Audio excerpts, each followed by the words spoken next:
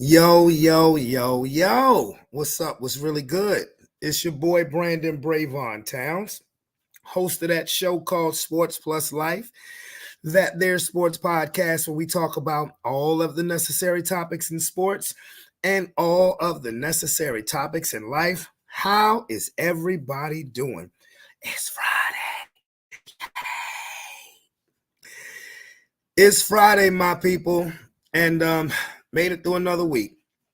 And I hope everybody had a wonderful Friday, April 26, 2000 of the 24. Knee deep right in the middle of spring. You feel me? Right in the middle of the middle of spring.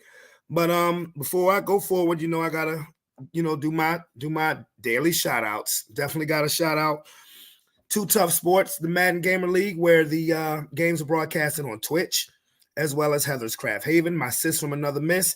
She gonna start designing that merch this weekend. You heard me, okay? That's Sports Plus Life merch. Holla at your boy. It's like I just got off here. Last night was draft night. We stayed on this show for 4 hours. Me, Sean, Tony, and Aaron stayed on here 4 hours, gave you a very colorful draft by draft version. I hope you guys enjoyed yourself because we definitely enjoyed it. And we had some real soldiers. Thugging it out with us. Now, look, I've been doing this show long enough, so I consider any viewing audience family. So I'm in the process of cooking. I'm in the process of making dinner for my son. My daughter is with her uncle, that be Uncle Sean. Roman is here, and my boy said, I want to stay and spend some time with you, Daddy. I know you do your podcast on Friday. I said, dude, what you want to eat? I said, what do you want to eat for dinner? He looked in the freezer. Ribs. Gotta do it. My boy wanted ribs. So I'm making him his ribs. They almost done. Matter of fact. Let me go. Like I said, I'm cooking. Hey, look, it is what it is. I'm cooking. I can multitask. That's what Mr. Moms can do. I'm just being real. That's what Mr. Moms can do. We know how to multitask. That's what we do. That's what it is we do. All right. Let me see. I got to check on these ribs. But yes, the draft was last night. And pretty much everything went according to plan. Now, the draft is back on now, round 2. But I'm going to keep it a stack with you. I'm not paying a lick of attention to the draft for the rest of the draft. Okay? I'm just keeping it 100 because it is too many goddamn players. We can do a draft grade on Monday. But me, I ain't paying attention to the draft for the rest of the time the draft is. Nah. I had my 4-hour fill last night. But the one surprising draft pick that made headlines was obviously Michael Penix Jr. getting drafted 8th by the Atlanta Falcons. And a lot of people, not just on the set of this show, but all around football land, thought that was a dumb pick. They thought it was stupid because you just paid Kirk Cousins $100 million. And why would you draft Michael Penix? It doesn't make any sense. And he said we double. They say, why would that make sense? And I get it. In hindsight, you just play. You know why people say it didn't make sense? Because in retrospect, I didn't think it made that much sense neither. But why would most people say it doesn't make sense? Because it's something we never seen before. We never saw a quarterback paid $100 million, and then you go draft a quarterback in the top 10, in the same offseason. Never seen that before. But I got to be honest. And Sean, if you want to chime in on this subject to agree or disagree, feel free, my brother. I'm not mad at what the Atlanta Falcons did, because sometimes the best time to draft a quarterback is when you don't need one. As dumb as that might sound, but you look at Kirk Cousins. I'm talking about Kirk Cousins. You know, you don't need a quarterback next season or the next season. But Kirk Cousins, first of all, I don't feel sorry for Kirk Cousins. Nobody told Kirk Cousins, so the fuck what? Kirk Cousins just got $100 million check written for him. Be a professional and go out and do your damn job, because you're not the long-term answer for this team anyway. What the Falcons just did was draft the long-term answer at quarterback. Now, Sean was absolutely right last night when he said, well, you know, the fan base is going to be chiming to see Michael Penix as soon as Kirk Cousins has a bad game. He was absolutely right. But what the Falcons organization needs to do, and apparently have done, if you saw their press conference, was stand 10 toes down and say, you know what? Michael Penix is our future. Because think about it. Think about it this way. If Kirk Cousins is your quarterback, what is one thing Kirk Cousins is good for? Regular season victories. If Kirk Cousins is your quarterback, the chances of you having a top 10 draft pick again is slim, very slim, very slim. So the likelihood that the Falcons would be in position to draft a top 10 quarterback in the future with Kirk Cousins as your quarterback, with the weapons he got, slim. They could go 8-9 and win that division. You ain't drafting in the top 10. So the Falcons, I'm not mad at them. And again, fuck this microwave society of, man, you draft a quarterback in the top 10, they got to play now. Says who? Says who? Says the fan base? Fuck the fan base. Because they're going to come to the games anyway. Says who? Green Bay drafted a quarterback when Aaron Rodgers was winning MVPs. Guess what? They're glad they did. Jordan Love, they made the right decision. Kansas City drafted Patrick Mahomes after and they were winning division title after division title. Seemed like a great decision. Great decision. The Philadelphia Eagles drafted Jalen Hurts the year after paying Carson Wentz. Seems like a good decision. So all I'm saying is, I'm not going to criticize the Falcons anymore about drafting Michael Penix, because what people are saying is, well, they could have drafted a player that could have an immediate impact on the season coming up. They could still do that. I mean, that wasn't the only round of the draft. The draft is going on right now. The Falcons have other draft picks. They can still draft players that can contribute for the team this season. So I ain't knocking them for drafting Michael Penix. Not one bit. Because you're looking at your future. Now, if Kirk Cousins was 30 years old and you did that, I'd be like, yeah, that was pretty dumb. That really was dumb. But you're talking about a 35-year-old quarterback who's coming off of an Achilles injury, who has one playoff victory to his name for his career, but has made a boatload of money. He's made a boatload of money. So you think I feel bad for Kirk Cousins? Hell no. Hell no. Be a professional and go out there and win these games, because Michael Penix will be sitting the next 3 years. He will be sitting in the 24, 25, and 26 season. In 2027, he's going to be ready to go, unless Kirk Cousins gets hurt. That's the only way. Unless Kirk Cousins has an injury. But other than that, Michael Penix will be playing in the 2027 season. That gives him a chance to sit and learn.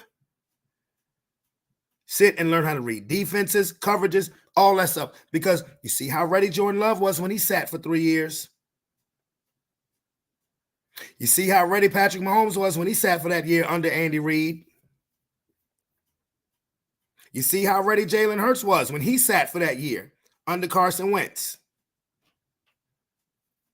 So it's not the law. It's not written in stone that when you draft a quarterback top 10, that he has to start automatically.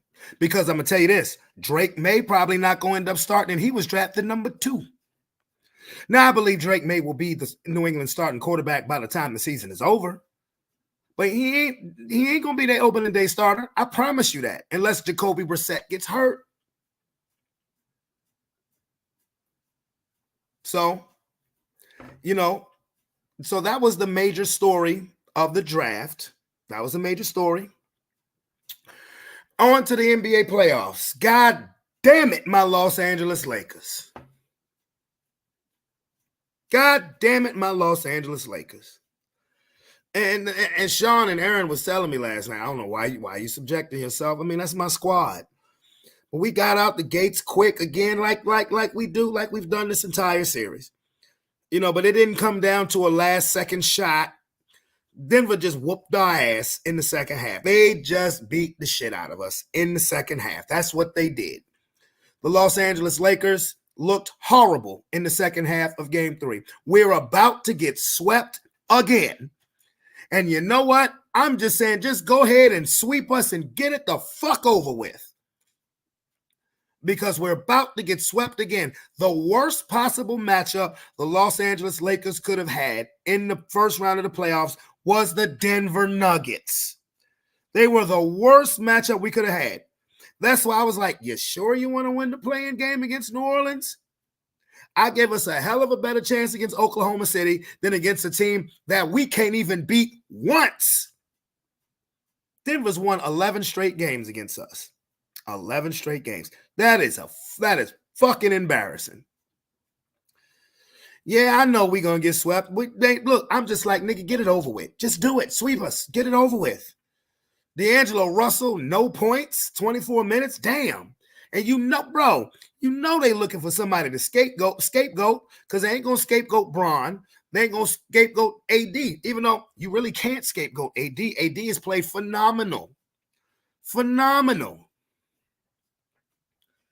But they going to scapegoat your ass the same way they scapegoated Russell Westbrook. And you scored 0 points, my nigga? Damn. You suck. Last night. Pause. No diddy. I see you, Rob, motherfucker. I see you. So, the Lakers is out of there. In other playoff news, what the fuck is the score? Philadelphia and New York is now a series. Joel Embiid dropped 50 last night. Dropped 5-0. He dropped 50. And the 76ers beat the Knicks. But I will say this, Joel Embiid did some dirty shit last night. The way he pulled down Mitchell Robinson when Embiid was on the ground. Hey, boo, how you doing, sugar? Making ribs. The way he pulled down Mitchell Robinson, that was some dirty shit. I don't agree with Joel Embiid with what he did. I don't know if the league will fine him or suspend him. I don't know. But that was a dirty play by Joel Embiid. But nevertheless, he scored 50 points. He was an absolute monster. The Knicks now lead that series 2-1. God damn it. The Knicks now lead the series 2-1. And I still think New York is going to win. But, it is what it is. The Orlando Magic in the series nobody cares about beat the Cleveland Cavaliers. Their series is 2-1. And Indiana and Milwaukee are in a very good game right now. Game 3. That's coming down to the nitty gritty. Excuse me, you guys. I'm fixing my son's plate. I am fixing my son's plate of dinner because my boy wanted to thug it out with his daddy. All right. Me and my son tight, man.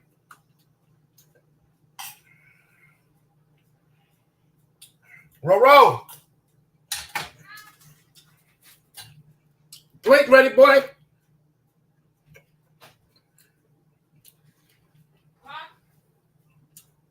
Your plate is ready, son. Look at these ribs right here. Look at these ribs. Boy, I'm a cooking ass dude, boy. Here you go. Go ahead and sit in one of the seat. Okay. Let me get you some water. Now, what you like? My son is not a juice drinker. He likes water. He likes water. Hey, Ro, come here and get these paper towels, dude. There you go. My man. Okay. But yeah, so anyway. What up, homie? I see you. I'm just fixing my son his dinner plate. Hey, man, you know I do it. I do everything while I'm on the podcast. I don't care. And any of my viewers, anybody who's a viewer, I look at you like family. So yeah, I just cooked the shit out of. My boy got some ribs. That boy got some ribs and some macaroni and cheese. I asked him what he wanted to eat. He wanted to stay and thug it out with his daddy. You know, he could have went to his uncle's house. So he wanted to stay with me. You know, he already live here, but you know, I'm my boy. I love him dearly. Water. It's not 80 proof. 80 proof is once we get to conspiracy theories. Because Rob Chandler drives me to drink. But anyway, yeah. Milwaukee and Indiana are tied right now at 111 with just over a minute to go. Oh no, shit, I'm wrong. 1.4 seconds? Son of a shit kebab. Who made the three to tie the game? I know it was Dame. No, it was Middleton. Okay. Go ahead, Middleton. Middleton said, I'm here. So yeah, So Indianapolis and Milwaukee are tied right now. Look like this game is going to overtime. Middleton just made a three to tie it. That looked like the three he made way back in the day against the Celtics. Boy, Middleton a champion, boy. Middleton a champion. Yeah, they going to overtime. Boy, if Giannis get back there, they got that. And Roman may have to leave the room when we start conspiracy theories. Nigga, he is going to leave the room. I ain't trying to hear him talk the shit you be talking, Rob. I ain't going to have you scaring the shit out of my son. I see you laughing too, nigga. I ain't trying to know. You ain't, I ain't going to have you scaring the hell out of my son. He going to be asking me, what was that stuff he was talking about? Are the aliens really here? What is adrenochrome? Rob says, love you. Oh, yeah, there's aliens, son. I'm not even going to flip. I'm not going to say it again. Love you too. I'm not going to lie to you, boy. They're aliens. I ain't going to lie to you. Nah. But they've been here for a long time. No, long time. But you don't worry about that. Worry about them ribs you eating. So who else plays tonight? That's what I want to know. So after this game, it's supposed to be what? I'm blind as shit. Oh, the Clippers versus the Mavericks, and then Minnesota and Phoenix. Okay, you talking about the Clippers and the Mavericks? I bet you do. I bet. Oh yeah, I ain't gonna eat no ribs until the show is over. But I bet you do.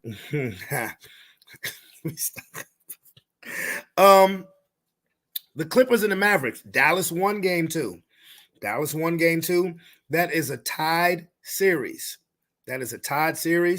And you know, as soon as the Mavericks won a game, everybody was gonna jump on Luka's nutsack and say, see, but even though I'm not gonna lie, but that's been a defensive series. Dallas hasn't even scored 100 points yet in that series. And the fact that they won a game like that is actually impressive because I don't look at Dallas as a defensive team.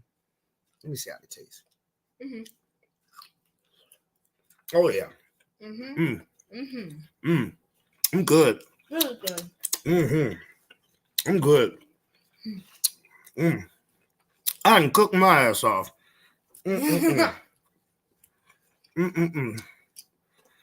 I'll tell you, sometimes I get lonely up in here, but I can cook my ass off. I only get lonely when you and your sister ain't here. I can cook, boy. Yeah. Cook. Thank you, son. You're welcome. Thank you, son. Keep cooking and she will come. I don't know if I want her to. I don't know if I want her to come. I don't trust nobody. You laughing. But but yeah, you know they was gonna jump on Luka's bandwagon. But that was also Kawhi Leonard's first game back since March 31st. So, it was probably a little on-court rust. I think this is going to be a 7-game series. I wouldn't be surprised if Dallas won tonight, but I have the Clippers winning this series. I do. I have the Clippers getting to the Western Conference. I have the Clippers. I have the Clippers and the Nuggets in the Western Conference Finals. I mean, I think if Denver is going to get back to the finals, they're going to have to take both LA teams out because the Lakers are done. Burnt barbecue chicken. They are. Oh, getting swept ass niggas. I mean, they are. I mean, the Lakers are done. But Denver is going to have to go through the better LA team to get back to the finals. But like cook. So, now in the Eastern Conference, Miami beat Boston. Miami beat Boston in game 2. Celtic fans around the world are on panic alert because you're saying, wait a minute, how do we lose without Butler? How do they play even harder? How do they play harder? How does Boston lose to Miami without Butler? How? Celtic fans is panicking right now, boy. I'm telling you, let Boston lose game 3. Oh, they gonna doo-doo in their pants. I promise. They gonna doo-doo in their pants. I got you on 2 laptops and there's a delay. Damn. Okay. Put me on 3 laptops. Keep them views coming, nigga. But yeah, let Boston lose game 3. Oh, man. Are Celtic fans gonna be nervous? You fool? No. Yeah, so, and Tyler Hero, people forget that Tyler Hero got hurt last season in the very first playoff game and didn't come back until game 5 of the finals against Denver, when it was pretty much pointless for him to come back. So I know they don't have Jimmy Butler, but Tyler Hero, watch out for him. Watch out for him because he's a 20-a-game scorer. He's a 20-a-game scorer, and he can ball. He can ball, and again, look, Eric Spoelstra is one of the greatest coaches ever. This nigga always want to join late. What up, bro? For 23 minutes, bro. Bruh. I ain't that late. How you feeling, though, bro? I mean, Keith, for y'all who didn't know, Keith is a Nuggets fan. He's feeling good about himself. I'm all right, man. How you doing? Get the brooms ready, nigga. Damn. I can't even say nothing. Oh, really? That's how we doing? How you feeling, bro? You know I got it. Nah, man. Look. I'm not mad at Denver one bit, bro. I'm not mad because, for one, look, it's their time, bro. They're the best constructed team in basketball. And when I say that, I say they're the best constructed team because of their familiarity with each other. Okay, they are teams that have that on paper look better constructed. But Jokic, Murray, and Porter have been playing together for a little while. They've been playing together for a minute. And all they had to do was get, complementary pieces to fit right in, like Aaron Gordon. Aaron Gordon is in the perfect spot. Some people are just better being a third or fourth option than being the face of a franchise. We played through him yesterday, too. Huh? We played through him yesterday, too. That was shocking to me. He played what? We played through him. Like the offense was through Aaron Gordon. It was him being aggressive.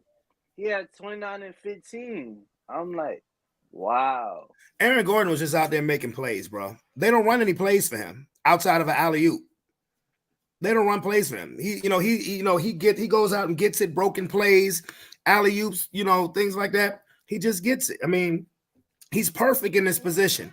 KCP is a perfect role player. Look, in this day and age of the NBA, where everybody wants to try to microwave themselves to a championship by throwing together super teams, I love the fact that the Nuggets are doing what they're doing, and the core of their team was all drafted by them.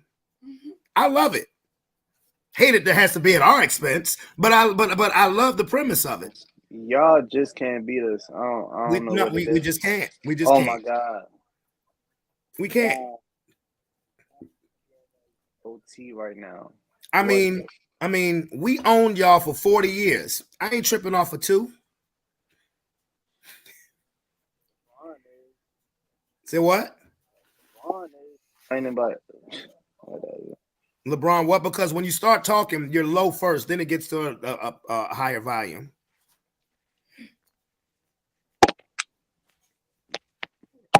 There you go. Put them earbuds up, bro. You right there. Say something. This nigga here.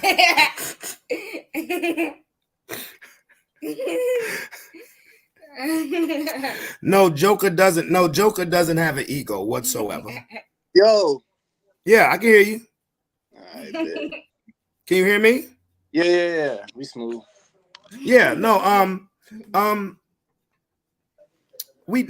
said we own y'all for 40 years. I ain't tripping off 2.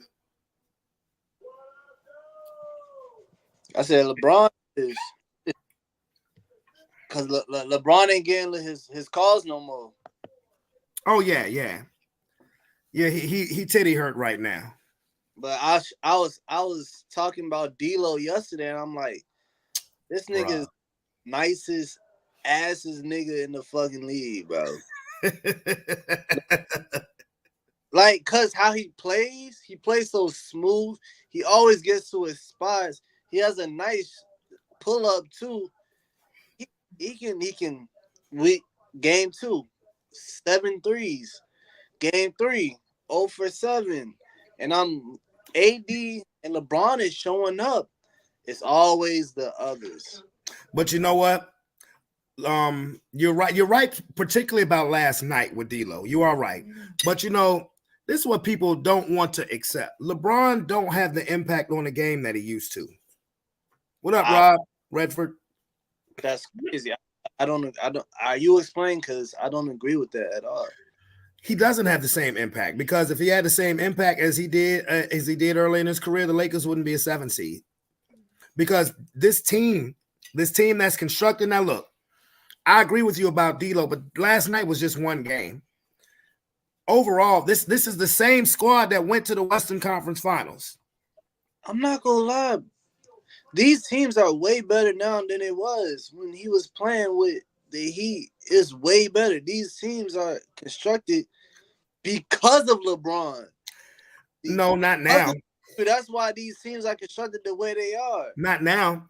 Maybe 10 years ago, yes, but now, no. But think about when LeBron, this is where I got, when LeBron was with Miami, that's a bad example you gave, because when LeBron was in Miami, they were fighting wars to get to the finals. They had to see Boston, Paul Pierce, KG, and Ray Allen, and Rondo. They had to see Derrick Rose and the Bull. Remember, the Miami Heat, I don't think they were ever a number 1 seed in the East during Wade, Bosh, and LeBron. They had to fight wars to get to the finals. When he got to Cleveland is when the East became all watered down and shit. But, I mean, he doesn't have the same impact because he doesn't have the same impact defensively. That's the only I can agree with. He doesn't have he can only play in spurts. Like LeBron could muscle it through the whole game. Now, when I was watching last night and the way LeBron came out, I said he ain't gonna have shit in the tank come the fourth quarter, because he's spending it all now. And that's just comes with getting old. That just comes with getting older. He doesn't have the same energy. He's like LeBron is like a great prize fighter who can only fight in spurts. He can't consistently, fight the way he used to, but he can give you flashes of that brilliance. He's like an older Evander Holyfield, where in spurts, he can give you brilliance. No, I'm not. You say he ain't Brady. He's better than Brady because Brady don't play both sides of the ball. I'm sorry. I will never say Tom Brady is better than any top flight NBA athlete because you don't play both sides of the ball. So, but he can't do. But like, if LeBron go here's an example. Last year, Game 4 against y'all, LeBron came out and had 40, but he had nothing in the tank to close the game out. It just comes with getting older. He does not have the same impact full game wise on the offensive end. And defensively, he's not a force at all. When he gets one block, niggas go nuts because you got a glimpse of when he used to chase down motherfuckers all the time. LeBron used to be all world defensively. He's just not no more. It's just how it is. That's just how it is. Yeah, I mean, he's putting up great numbers. Yeah, because he still has a tip-top NBA body, but he doesn't have the same engine no more that he had. He doesn't. He may have the physique, but he doesn't have the engine. The dude is 40, bro. 38. Okay. And there's not. I'm not knocking him for his individual numbers. At this point of his career, he shouldn't be Superman. You're right. And he passed the torch to AD, and the fact that AD is playing well right now. I was going to say, you can't blame AD for this series. I just been saying it's the others. I feel like LeBron has came up to perform and AD. Okay, but look at game 2 when y'all beat us at the buzzer. The others did play well. You know what the problem was? We built a 20-point lead, and then we stopped playing the way that we were playing to get the 20-point lead. AD didn't score the last 22 minutes. LeBron had 12 points in the fourth quarter, and we lost. That's what I'm talking about not having the same impact on the game. LeBron had a great fourth quarter, and we fucking lost. But when AD was getting the ball every time down the court, we leading by 20. What's the common denominator? LeBron took a bad 3. Really bad 3. It doesn't matter, bro. The fact that we was up 20, we shouldn't be in that position.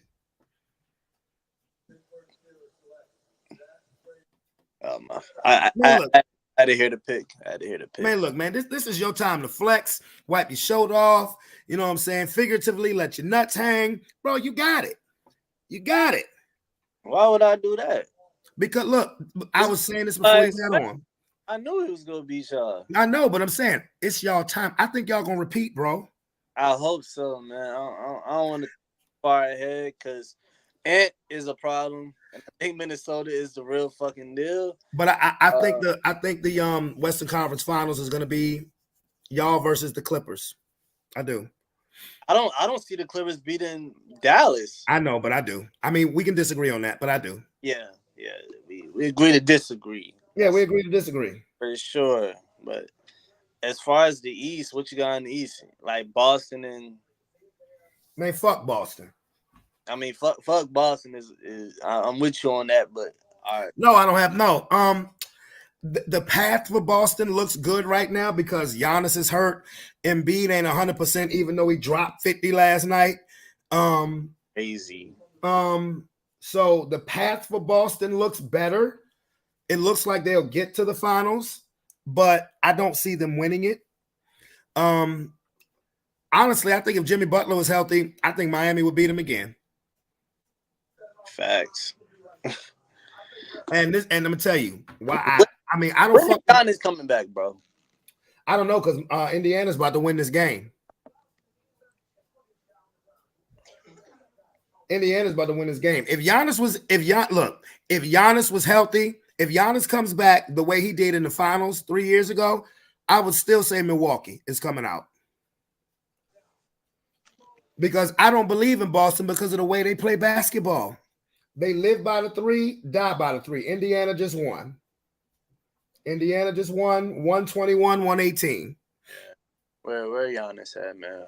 And then he broke back. I'm gonna tell you this. If Julius Randle was healthy, I would have the Knicks coming out the East. Healthy Giannis, no healthy Giannis. Julius Randle is not. He alright. 24 a game. Yeah, it's not a pretty 24. Who cares? It's productive. It's productive, but it's ugly. There's going to be some. It doesn't matter. Because I got the Knicks going to the Eastern Conference Finals. Now, if they run into Boston, I think that's when the injury is going to hurt the most. I think that's when I understand Randle doesn't necessarily perform in the playoffs, but you don't need Randle to be your number one option, coach. You don't need the problem. That's the problem. Randle be the number one option. No, I'm saying you don't need Randle to be your number one option because he's not the number one option anymore. I'm saying he plays like he wants to be the number one option. Hey, look, if he's playing like he wants to be the number one option and he's playing well, so be it. But I'm talking about the way the Knicks are flowing as a cohesive unit. I still have them getting to the Eastern Conference Finals. I do. Now, a sneaky good second round series potentially could be Boston versus Cleveland. Do not speak on Cleveland after that, dog, bro. I can't take them serious. I understand. Serious. Huh? Last night is the reason why I can't take them serious. I understand. It's a fucking playoffs. How the fuck you lose by 40 in the playoffs? I mean, Phoenix lost by damn near that much. It's Orlando. No disrespect to Orlando. You just did disrespect them, though. I did, but it's like, I mean, no, I understand. And to be honest with you, I put that on Donovan Mitchell because he's the leader of that team and he doesn't close at all. I mean, that's gonna be a really interesting series, but yeah, because Cleveland matches up with them really well. Let's see if they're gonna get past Orlando. They will. They'll get past Orlando. Dominated them yesterday. Who says they can't do that again? They can. That could be a 7-game series, but I think Cleveland is gonna win. I mean, I could be wrong. Yeah, you're really high on LA. You're really, yeah. I mean, yeah. I would love to see it because I fuck with Westbrook. I want to see Westbrook win a championship this year, to be honest with you.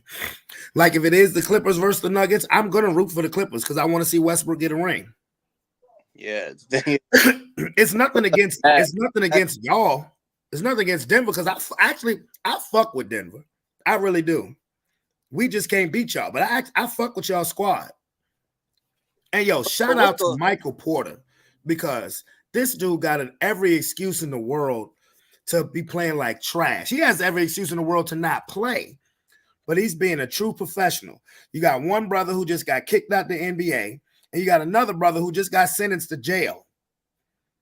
Yeah, he's keeping his head up. I mean, I feel just respected. He's that's a lot on somebody's shoulder. He's still doing what he's doing. No question. Wild story, bro. within the same week or like crazy. Yeah, within the same week. Rob, I'm gonna bring you on in a couple minutes, bro. Don't worry. We gotta talk about the draft, bro. Huh? We gotta talk about the draft, my guy. Look, I already said I'm not paying a lick of attention to the draft again. I mean, a lick of attention to for the rest of the draft. But what you got to say about it?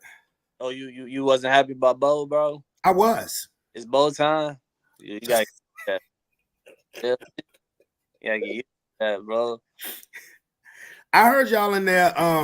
Keyshawn talking some Bo Nick suck. That's boy. Shut up, boy. Cut it out. Everybody suck, but hey. Yeah, he say everybody suck. Nigga, Lamar Jackson sucked in the AFC Championship game, nigga. I ain't gonna lie. If I was y'all, bro, I understand y'all needed a quarterback, but I would have just waited out and got Spencer Rattler. I think Spencer Rattler could be nice.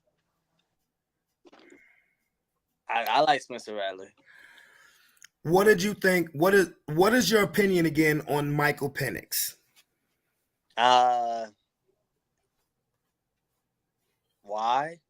It like it he my homeboy Keyshawn tried to like make it make sense to me. He was like, Kirk Cousins coming off of a Achilles tear.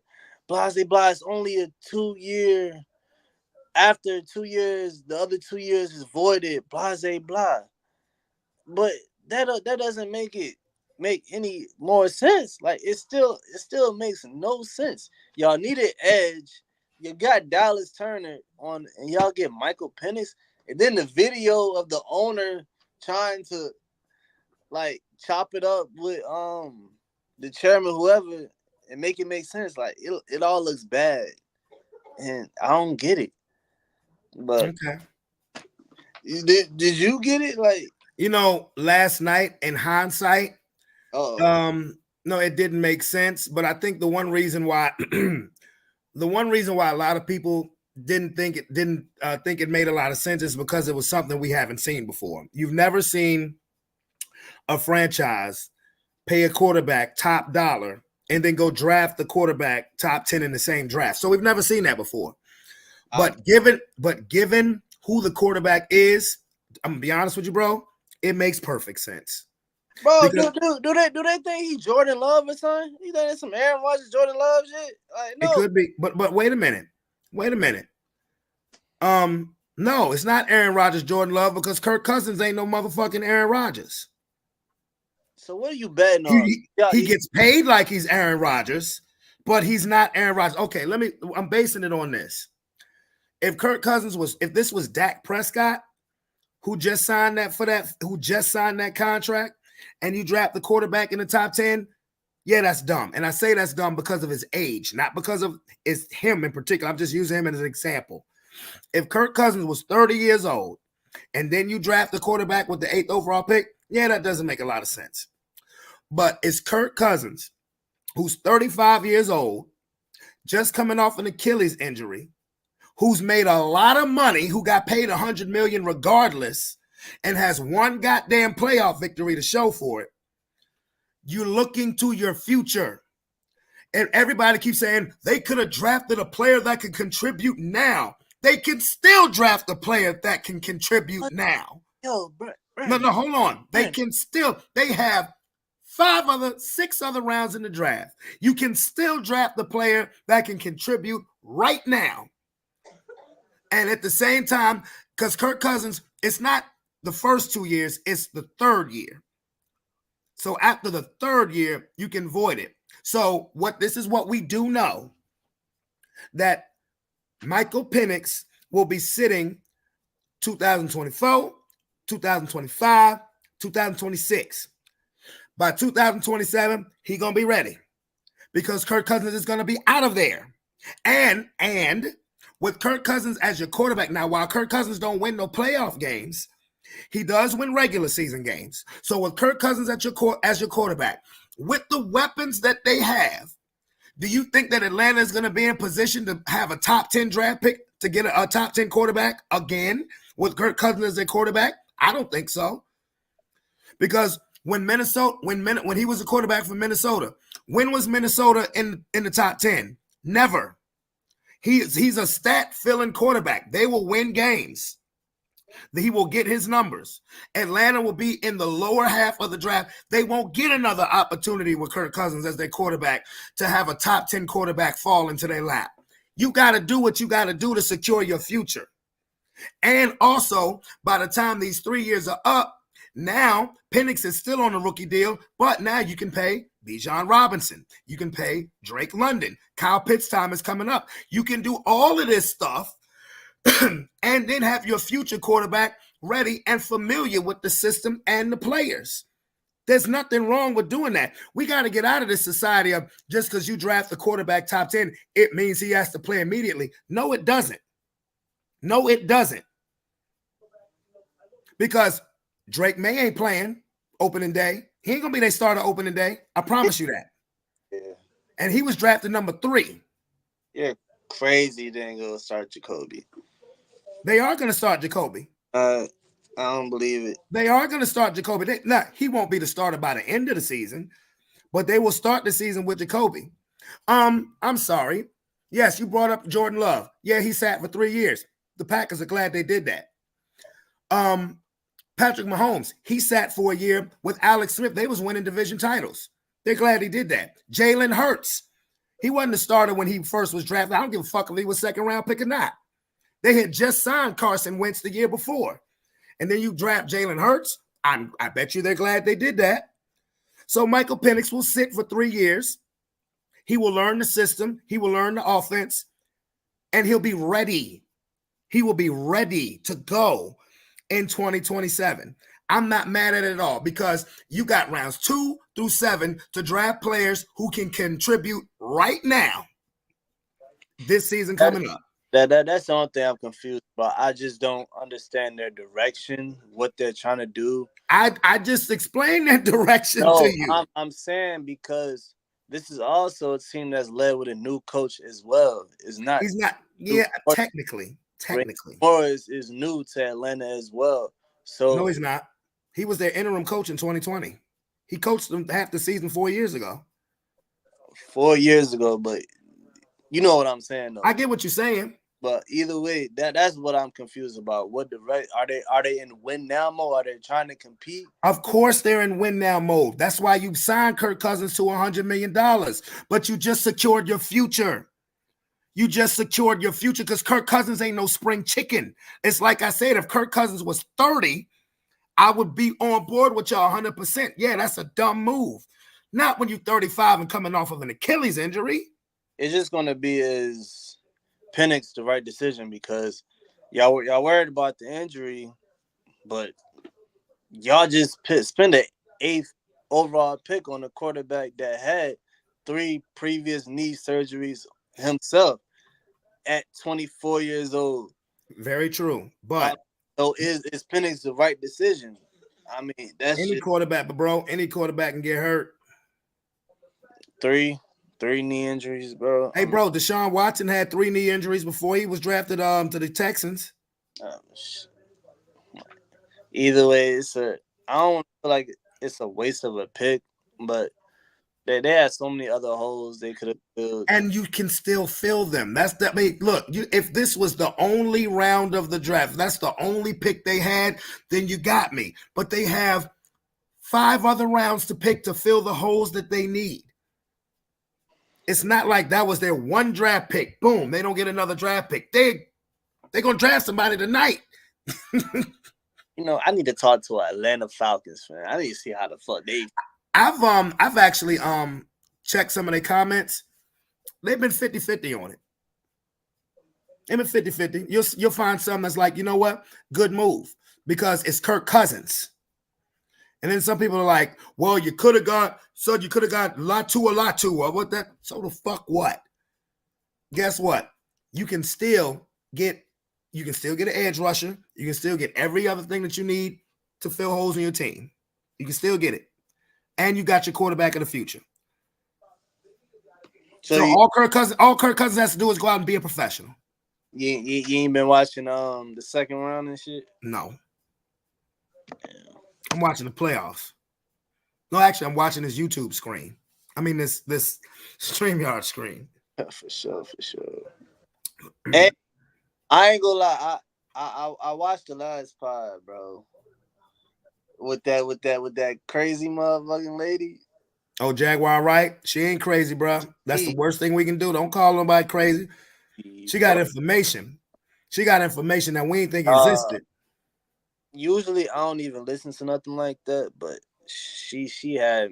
I actually looked it up after listening to y'all, and I'm like, oh, she been saying this shit for a while ago, bro. There's a third part to that interview that just dropped yesterday. I'm gonna show it. Yeah, she's wildin'. Lord, Rob, you want me to show that interview tonight? Give me a thumbs up if you wanted me to show that interview tonight. Look at you, nigga. That was gonna be a me and Sean thing. Okay, that's all right. I'm feeling good what my boys did yesterday. Quinyon Mitchell. Yeah, yeah. Y'all got who y'all wanted, bro. You see who we got today, right? Mm-mm. We got Cooper. Cooper who? Cooper DeJean.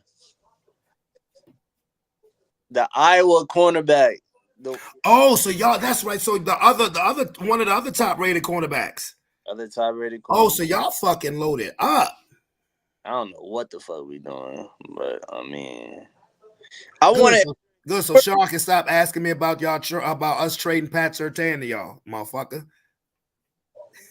I mean, is he available? Shit. Man, get out of here, man. You just drafted 2 cornerbacks. Leave mine the fuck alone. Oh my God, both Knicks, both time, bro. It's bow time, baby. Bro. It's bow time, baby. Playoffs tonight. Huh? I thought that you got the Clippers. I don't know, cause I felt like even game 1, Dallas performed horribly in the first half, but the second half they look like the better team. I just feel like Dallas is a better team than LA, bro. I can dig, bro. I mean, like I said, we can agree to disagree, my guy. How you feel about Chicago? The Bears.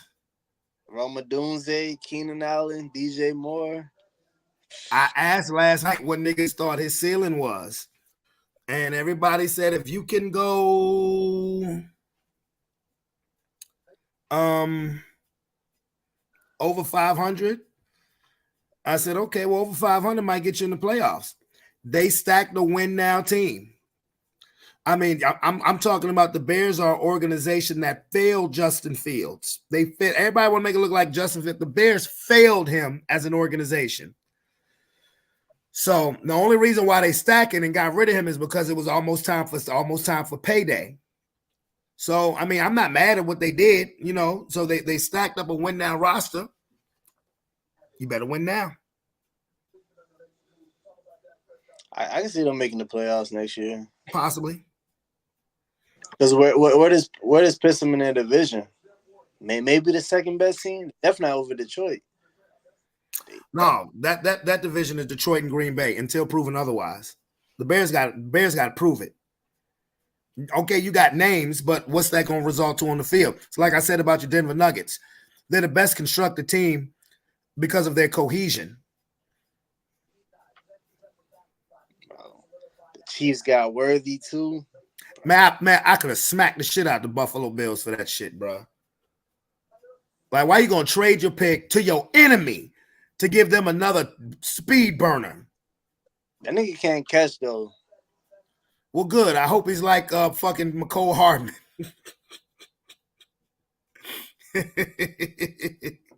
It's interesting to see how much time Rasheed Rice will get. Suspension Gonna look like. Yeah. Well, that's probably why they drafted him. And they got Marquise Brown. Bro, how they doing it? Oh, that's right. They got Hollywood Brown too. Them niggas trying to three-peat for real, ain't it? Not if Houston got anything to say about it. Not if Baltimore got anything to say about it. I'm waiting on the 49ers to make that move too. I've been hearing they trying to trade Debo. Debo? I thought they was trying to get rid of Ayuk. Either one, because they drafted a receiver last night. I know they did. I said bye-bye Ayuk. It's that money. Like, they're doing the complete opposite of what we did. T. Higgins trying to get paid too, though. There was talks about him getting traded too. That's he not gonna pull up the training camp. You know them wide receiver divas. T. Higgins earned his money though. Hey Rob, 6 minutes, baby boy, and it's your time. So yeah, part 3 of that Jaguar Wright interview. I'm tapped in. Huh? I'm tapped in. Let me know. No, we gonna do it tonight, bro, because Rob is like, let's do it tonight. I'm like, God damn. I'm about to text Sean. Sean gonna cuss my ass out. He'll be like, nigga, what? Bro, she was bugging out, bro. Why you say she was bugging? I mean, her cadence, her energy, like you would think she's like crazy, but what she was like, is like sound like mad believable. And you can tell like she was hella like passionate about what the fuck she was saying, which makes it even scarier. Cause like, bro, like what she called that shit? What she called that shit? Who? Which one? What? I mean, where do you go? Like she called Meek Mill Meek Milk. She came at Jay-Z. She came at Gabrielle Union, Usher. I ain't gonna lie, I see that. I see that shit. Well, stay tuned, Lomar, because I'm gonna have part 3 of the interview. I believe everything she said about Gab Union. I ain't gonna lie, cause Diddy Glover on some other shit. Like that's my favorite player, but outside he been on some other shit. I ain't gonna lie. Yeah, he let his son turn himself to a girl. I mean, to each his own. I just as a father, I would not let my child, keyword child, make that decision. When you're grown, do what the hell. Hey, I'm gonna love you regardless. I'm always gonna be your father. If that's the decision you want to make, fine. But I would not let my child make that decision. That's just my opinion. Yeah, he on some other shit. But shit, I just want to chop it up for a bit, bro. I'm gonna tap in when y'all. I mean, if I can remove you, but no, don't go off the pod because as soon as you go off, we gonna start the segment. It's smooth. It's smooth. I'm gonna watch y'all on Facebook. I'm gonna kick it with old girl and shit. Enjoy. Hi, old girl. How you doing? Fucking Cowboys fan. I don't like you. It's all right, bro. I'll see with you later, my guy. All right, bro. All right, little bro. All right. All right. Keith, big bro Keith, he a Eagle, he a happy Eagle fan. He a happy Eagle fan. So, like I said, he's watching the draft. Look, it's too many goddamn players. That's all I'm gonna say. It is too many players for me to sit down. I'm not gonna watch the draft for 3 straight days. Okay. You got 4 hours out of me in round 1. Rounds 2 through 7, y'all got it. I will check the draft tracker on my phone. I will check the draft tracker on my phone to see who got drafted because now I don't give a fuck. I could care less. Because if you're good, you're good. If you ain't, you ain't. Okay? So let me go get me a drink of water. Let me go get me a drink of water. And y'all know it's Friday. Y'all know it's that time. Y'all know what Fridays have become over the last couple months of Sports Plus Life. It is Conspiracy Theory Friday with Robert fucking Chandler. Unmute your mic. What up, baby boy? Hola. Oh, Rob, ready to go. Rob saw that Jaguar Wright interview on the podcast. This nigga ready to go. Rob Chandler and E. coli. Huh? When she said E. coli kisses, I was done. When she said E. coli kisses, I was done. Yeah, because she said it. Yeah.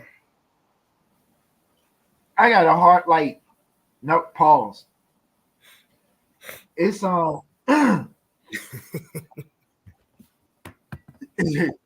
there's a I mean, I guess I'm at a loss for words. That's one. We can start right there. And then 2, I keep hearing this. You never want to meet your idols. Yeah. And now 3, pause. No Diddy, no Jay-Z. It's hard getting an image of Dwayne Wade with another man penis in his mouth. Now we know he got a mean crossover, but damn, he didn't have to do it like that, did it? That was on purpose. What the fuck? So at first, it was just like jive questionable, right? Like, okay, Dwayne Wade is just a little eccentric, but now it's full blown out there. And then how do these black women that's with these athletes, like, how do you kiss up on that and you know what he doing? Bro, it ain't just black women. Women in general. Don't label it down just It's to the all the sisters. Sisters, women, I got y'all back on this one. but this is just systemic of what these people have been doing. But I've been trying to tell you, we're going through military disclosure, and we ain't even got to all of the gender benders that's running around. You mean the gender benders? Yeah, you know what I'm talking Hey, look, about. hold on. Before you move any forward, I don't hate no discrimination on nobody's gender preference. I don't discriminate on the trans community, LGBTQ, none of the above. I have no hate in my heart. None. If whatever makes you happy in your life makes you happy. I just wanted to put that out there. That's all. And you know what? I don't have no hate in my heart neither. But check this out. If you can't figure out what bathroom to go to, I'm fucking weak. if you can't figure out what the hell you got in between your legs, shut the fuck up. Don't say shit to me. Don't try to regulate me. We can have a conversation about some other shit, but don't try to teach me shit. Because you obviously ain't figured out you first. Right? Let's start right there. I repeat, I have no hate or animosity towards nobody in no whatever community you in. I'm not anti anything, but I'm anti-hate. But I am very pro-black. I'll leave it at that. Let's just say we pro common sense. Now, when you young and then you in your 20s and you running around, you're using drugs, you're staying up half the night, you're ripping and running the street, robbing and stealing. Then you get about 30, 40, 50, you're ready to slow down. You want to go to church and you want to be ultra conservative. Some people don't want to do that. Right? But I mean, there's a time and a place for everything. There's a time when you have to grow up. That is true. So if you're running around stealing shit, right? Right. That means you're a thief. That means you're a thief. That means you're a thief ass nigga. If 20, 30 people just run up, 20, 30 people run up on the store and start stealing shit, that makes you a thief. You're not disenfranchised. You let a fascist organization put the battery in your back and convince you that you is entitled to some shit. And voila, we got a race war.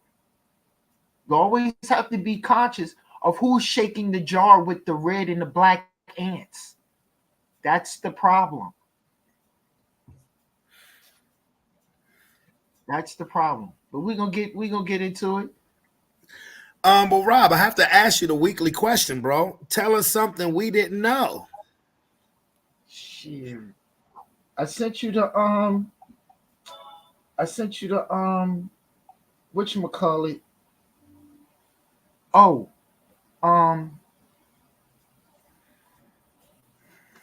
Trump might get arrested. Yeah, I heard about that. Tony was talking about that as well. Go ahead, elaborate. Interesting. Go ahead, elaborate. This is going to be merely for optics, and I sent you this message, and thank you for this opportunity. So if you'll notice, right, and I keep saying to people that we watching a movie. So remember a few summers ago, right? They raided Trump's house. Remember that? They raided Mar-a-Lago? Yeah. Well, summer or two ago, they raided Mar-a-Lago. Then they turned around this past summer and they raided Biden's house. They raided Trump's house for what they said was one thing. They were really looking for president. They were looking for peas. But really, he has the evidence of everything. That's what they're looking for. And all of this that they're doing is election interference. When they went to Biden's house, they actually found documents from when he was a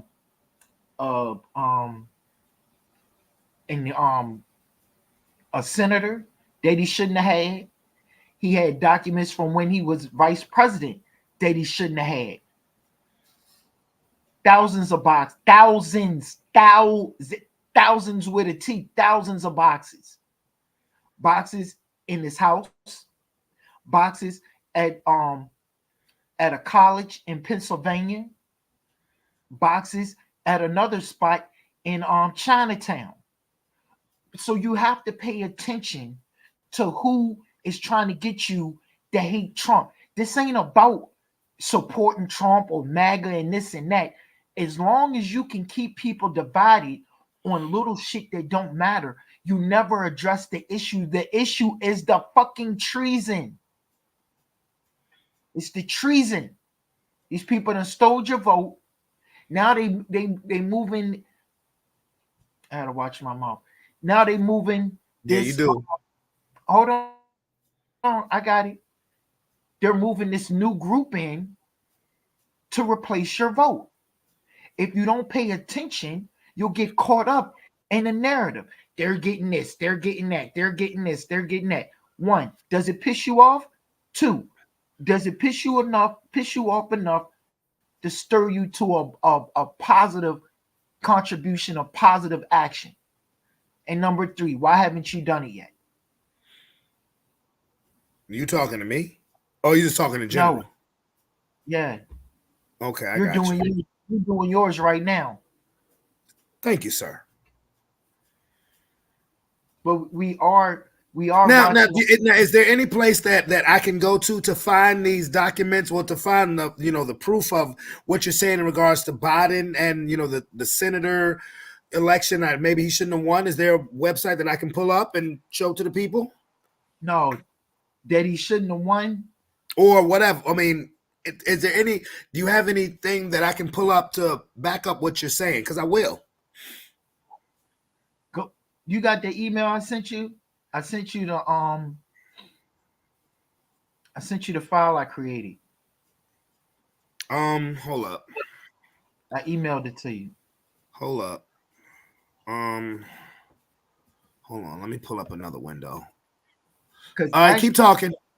Actually, what's going on now, where they got Trump in at the Supreme Court, these people are committing treason. And now they're going over the treason that they've committed.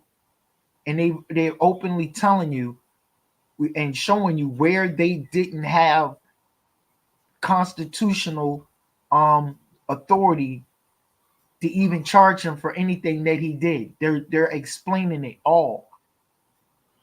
Uh-huh. But yeah, if we do see Trump locked up, it's gonna be merely for optics and to keep that Trump safe, because the real Trump is in Cheyenne Mountain, deep within Cheyenne Mountain. What's in Cheyenne Mountain? Cheyenne Mountain is that's our defense. There's a lot in Cheyenne Mountain. It's a whole defense. Okay, complex. now when did you send me this email? Right before the show started. Right before the show started? Okay. Today? Yeah. All right, hold up. It's just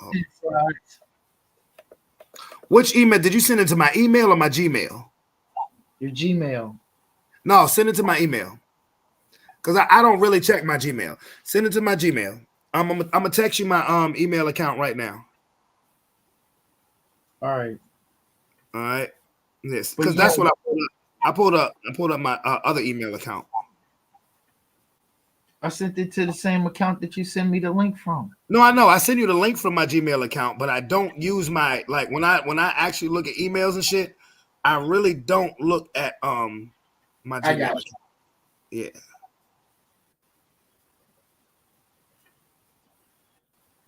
All right. Yeah. And these are files that you sent me? No, it's a PowerPoint presentation. Okay. I can dig it. But yeah, everything that's going on, especially like this Jaguar White thing, like you gotta understand, the military cannot disclose to you everything that they're doing, and that's been the problem with this country and how we ran. We disclosed everything that we were doing. Why would you ever do that? You know what I'm saying? We're all of how we allocate budgets, what we're focusing on, and all of that. You're broadcasting all of that.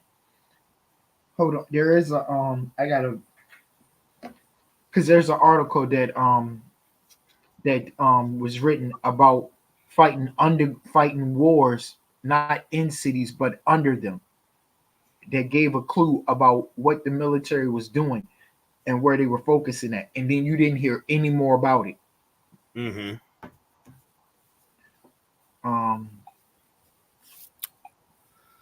Well, do you wanna send me that stuff? Do you want me to put on this interview now, and or do you want to send this stuff to me and you want me to try to show you the PowerPoint thing first?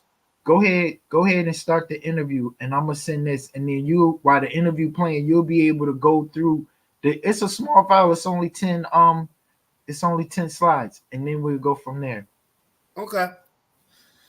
All right. Let's see. All right. Now, shout out to the Real Street Stars podcast. So here we go. Oops, did I say that out loud? My bad.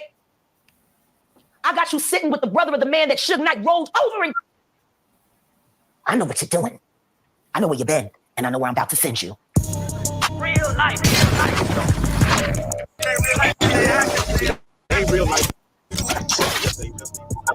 Real life street star. My biggity. You got to bag it up. No, not that they need your help. They got me. But do it anyway. All right, Odie, hit me I up. make pressure look funny as shit, don't I? I'm telling you. Because nobody takes into consideration for that second that they had told those police officers that I was a psychotic maniac off my meds and was trying to harm my family. They could have came with their guns drawn. Nice. You want to know why they didn't?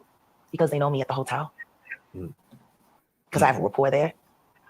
Because I have a life there. I was a black woman being accused of being some kind of raving psychotic.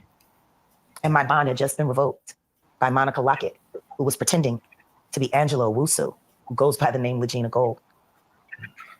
Gina was my bondholder. Correct. Good. How did Genesis break it? Pretending to be her. Her fat filled cow ass sitting on this couch. That's what I was going to say. You saw that. And for that part, she said Jag was talking bad about me, so therefore she wanted to revoke the bond. Whatever y'all had, and it fell apart. Let's get it clear. Let's go. I haven't even got started with you toots. I haven't even gotten started. Guess what? Let's list some facts. You are Monica Lockett, aka DJ Peter fucking butt naked, baby mom of a great artist who you annoyed to death. Facts. You're a failed DJ and promoter everywhere you've lived. How did that show go last year? Oh yeah, didn't go well. Like nothing else you do goes well. Maybe you should ease off of them beers and chain smoking them cigarettes for a snack. To which your response was, I was drunk and I didn't mean to do it. She dramatic as shit, bro. You little cow. And you sit here. Truth is, I never said I slept with about 10. I said I spent late nights with him. So I know exactly what he was doing. If you only knew your baby daddy. Oh. So I'm glad them niggas fucking took all that shit. You owe them money. Ain't nobody robbed you.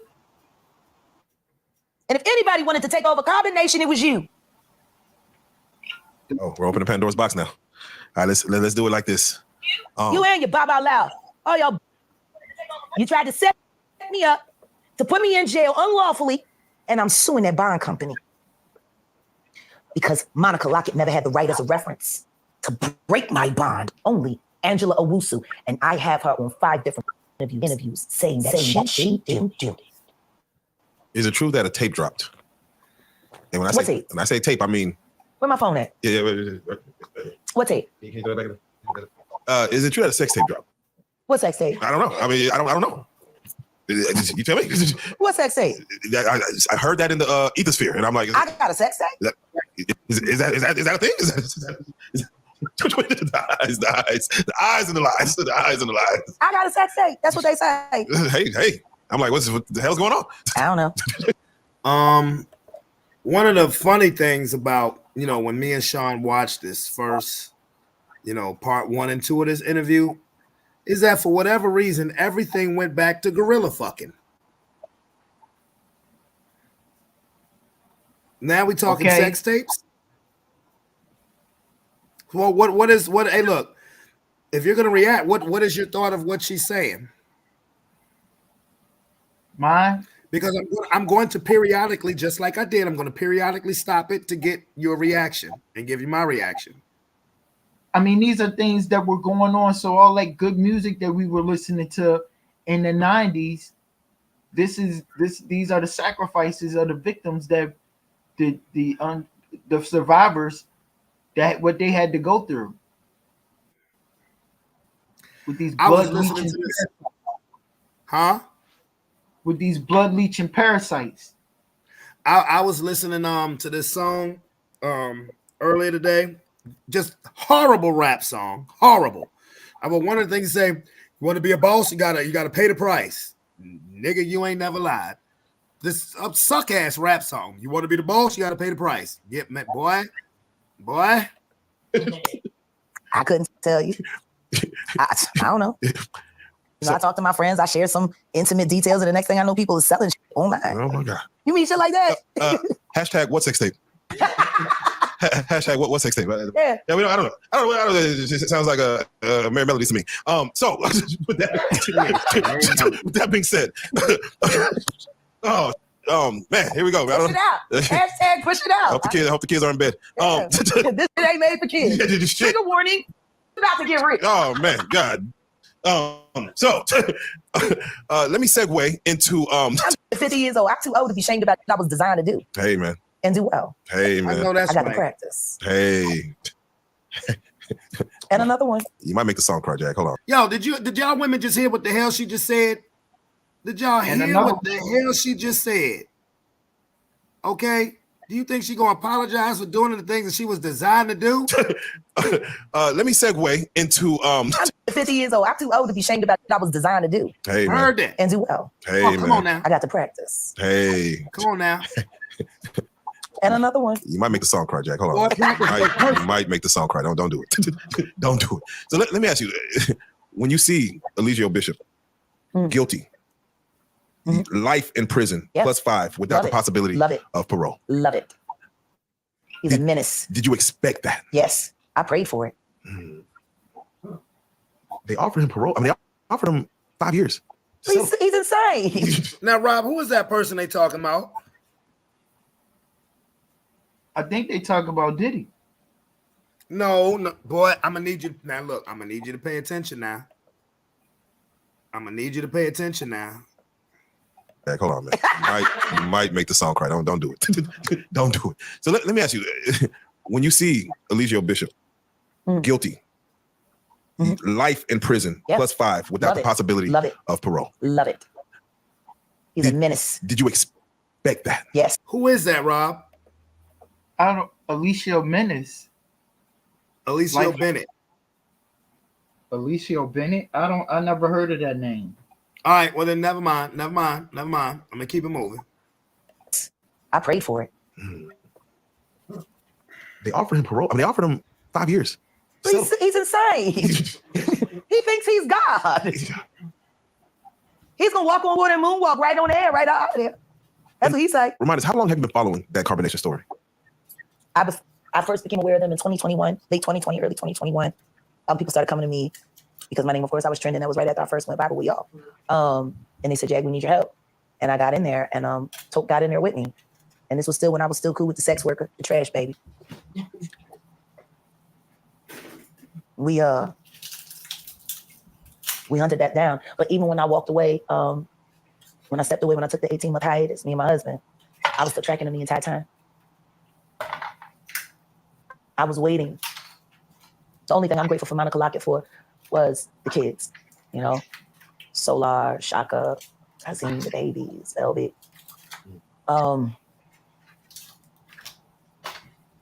Him going to jail, oh, that's great, that's wonderful. I hate the fact that these really brilliant young Black people raising their own families as they see fit are going to have this whack who folds over like a ham sandwich when a white man put his hands on him. You know? You ain't never seen this porno tape? Yeah. With the white man? When he fold him over like a Japanese hand sandwich, he's like, ah! Not that quick, I'm sorry. It's always you know what? Is that the way you saw that story ending? That him jail for life? Yes. I prayed for it. The judge? Second time, I prayed for it. Everything I pray for happens. The judge gave him the max because of his arrogance, because of his lack of Thank care. God. I'm like, bravo. I knew it. He was going to be 3 guys to the last minute and probably offer his sacrament, which is his semen, for the judge so he can get his mind right. I knew he was going to say something crazy. He's Religio. his own worst demon, basically. Like he got his own way. No, he just reset the game. See, society is getting a break, but it's not winning because he's about to take his Nature Boy show on the road in jail. And he's going to indoctrinate every last one of them mother that will give him any time and send them back out into the world to do his work. He ain't stopped. He just got a captive audience. And he ain't got no problem with sucking or taking dick. He gonna have plenty of disciples. I'm sure he's working on how to become the new Charles Manson right now. That mother never met a tragedy he didn't know how to market. See, that's the thing. We all up in arms because it's my life, and this is like winning because he's the devil. So, like the person that's laughing the hardest right now at Diddy is the devil because he did all of this shit for him, and look at what he's going through now, and the devil's laughing the hardest. Got you, bitch! You was so in the mouth. I ain't gonna lie, that's funny as shit. Gitmo got him. What's your comments, bro? Yeah. So look, because this is why people don't understand. You wondering what took her. You can hear me, right? Breaking up. Yeah, I can hear you now. I'm coming across clear. Yeah. You picking me up? Yes, I'm picking you up. So what people got to understand is she telling you how powerful these people are, right? Including Diddy. So couldn't come out. So now the fact that she is coming out should tell you something. They're no longer a threat. It's no longer a threat for you to receive this information. Now you just have to open your mind. Conspiracies. You hearing the truth is just hard to accept. I can dig that. I mean, you gotta admit, that's why you've heard to me. That's why, you know, I've said this a lot. You know, you may not want to meet your heroes because these motherfuckers crazy. We knew it was some shit with Diddy on that Making the Band shit, and he had motherfuckers running for cheesecake. I didn't pay that shit no attention. Just an example. I thought that shit was funny as hell, but I didn't think it was like this. Yeah. But let's keep it moving. Let's keep it moving. Yo, God. Hey, got another one. And another one. Take that. Like he's happy right now. We did an interview with his you know, quote unquote wives. And they were hoping and praying that he be freed and that he was innocent. Stockholm syndrome is a especially when it's not on social media. Because now you got to stand on it because you don't want anybody to know that you chose to be a victim. They're never going to admit what he did to them. Want to know why? Because the truth is they did it to themselves. Every last one of them. See, that's the part of the story that people keep forgetting that I've always said. These were brilliant people looking for a different experience in life. You want to know how Nature Boy got them caught up? With their own person. Around and they found their picture. See, That's where me and Nature Boy are aligned. We're both sin eaters. Tapped into it. See, when you have a brilliant person and they understand sin, don't forget, all of these people are talented. They all wanted to be artists. They all wanted to be successful, which meant what? They were susceptible to vanity. And he just found each one of their little niches and turned it on. Everything that they did for the camera was staged. All of that we saw, they planned that. They literally did it all for clicks and views. That's why they became so afraid at the end. Because when the cameras went off, he kept it up. See, it started with they would do this wild, right? For clicks and views. And then they would get the money. They was on Bigo collecting bean and Jack and the Beast talk for it. They was being down. They was keeping it a bean, you know. Yeah. But they would turn the cameras off and then live normal, make music, be friends, do all that they were normally doing in the polygamous lifestyle they had chosen. But it got to the point where when the cameras went off, Eligio kept it up. See, they got tracked. It was all an act. It was all a gag. And then he said, let's make it all true. Method acting. Why are we pretending? The best method acting. Let's do this for real. You better fuck that up. The boy here, grab my penis. We about to get crazy, y'all. This is wild. He was waiting for the right moment to be himself. He got them to pretend and then got them comfortable with him acting like this, right? Because he had convinced them it was all an act. But it wasn't. He was pretending to be sane. That nigga was just waiting for the right moment to be crazy. And once he realized what they were willing to do for money. Eligio Bishop. That's his name. Eligio Bishop. Yeah, he was seen as a cult leader. So that's who she's talking about. Right. It's time for the representative to take a nap. I'm here. Download. That was geek. About feeding all them people his semen. That's what the download was. Download, yes. Yeah, they was dabbing. They was dabbing his seminal fluid. Oh. You didn't know? No, I didn't know that. So explain what they were doing. Like this. He would jerk off. Okay. And he would take his nut. He would like the communion. And put on their tongues? Yeah, like the communion. Oh man. Ew. He was calling it the download. Oh, man. Oh, this movie gonna be crazy. Whoa, whoa, whoa, whoa, whoa. Nigga. What? Nigga. What the fuck kind of shit is this? That part. This nigga.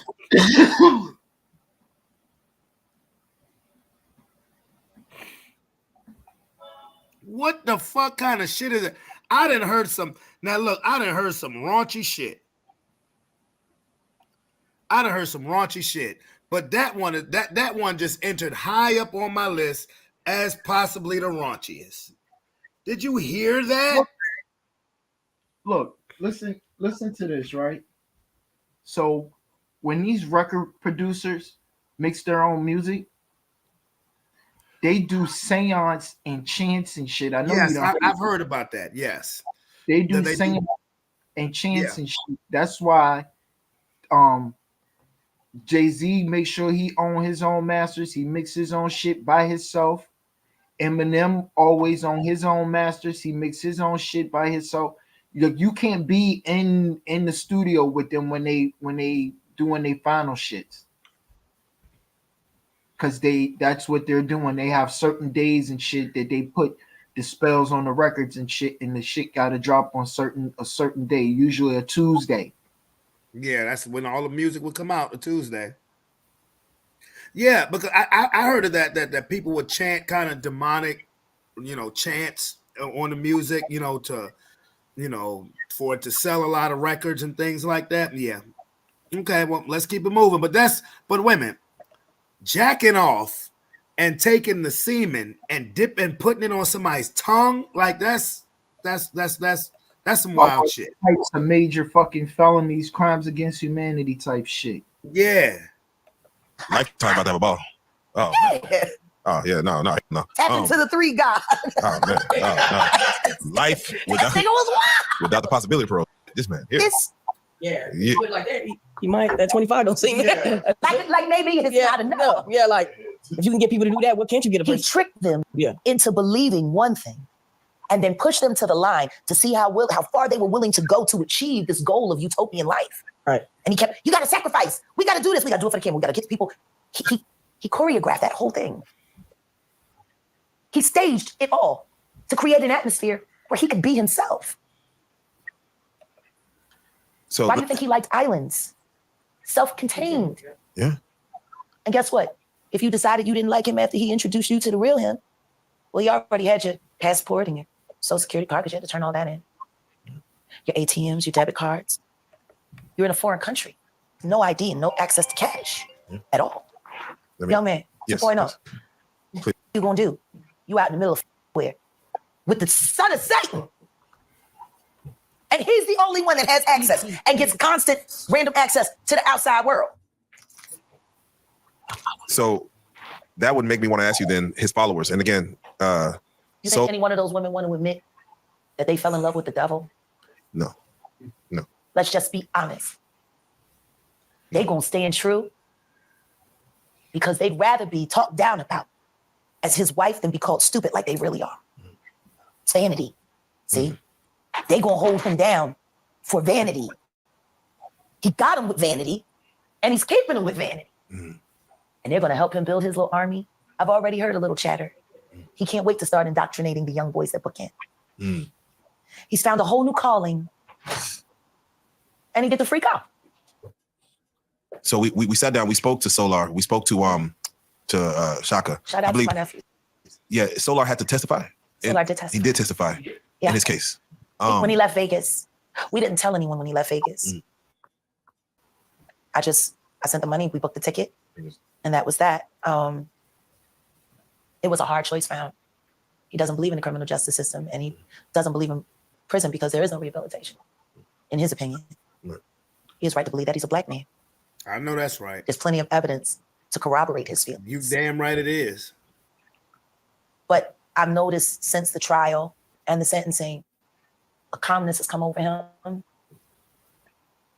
He's complete with it now, and he can move forward. And even when I talked to Shaka and Azim, since he was sentenced, something is lifted. I wish people would stop feeling the need to judge people on mistakes that they made in the past. Right. Because to keep talking about it when they've moved on and become something different, that's not them being stuck in the past, that's you refusing to let it go. Facts. And these are brilliant people. My baby Shaka, my little Savion, my little chocolate COVID drop that got me sick.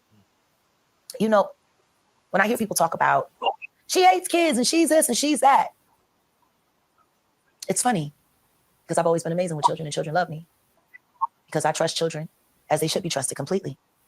They haven't learned how to lie to themselves yet. Yep. They tell the truth. Every time I walk into a courtroom, I always pray that my judge has the spirit of a 6-year-old. You got to understand the purity of a heart. We teach our children not to trust their instincts because they have to follow what society says. We teach our children not to pay attention to old customs and old ways because people will make fun of them. But we've given up our culture and separated ourselves from everything that is us. And we wonder why we're sick. Mentally, physically, spiritually. All right, Rob, you a parent just like I'm a parent. You have a grown son. I have a 12-year-old and an 8-year-old. How do you feel about what she's saying? Do you agree or disagree? Huh? I got daughters too. You got daughters too. Well, you got daughters too. How do you feel about what she's saying? Man, you got to protect children. And look, update to what happened to my daughter. We done found the dude. You feel me? We done found him. We got the military police is involved. So once again, y'all going about that y'all going about it the legal way. Yeah, the only way to do it. Any other way. See, our culture, we have a sick fixation with showing out and trying to mask what's really going on. Your lights out, but you walking around in Ferragamos and you sleeping on your mama couch. You ain't got no job and you really out balling with a food stamp card. You sleeping around with several different women, but all your dirty clothes and your game fit inside of 2 plastic trash bags that you bounce from house to house. And you smell like a rusty nail.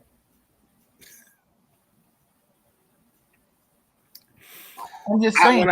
When I said that, when I said y'all are going about it the legal way, I wasn't implying, because we already talked about this. And, you already talked about this. And because remember, when you first told me this, I said, Rob, please don't. And you said, no. I just didn't know if y'all was just going to be done with it and just let it go. Fuck no. Okay, that's what I meant. No, fuck no. You just have it.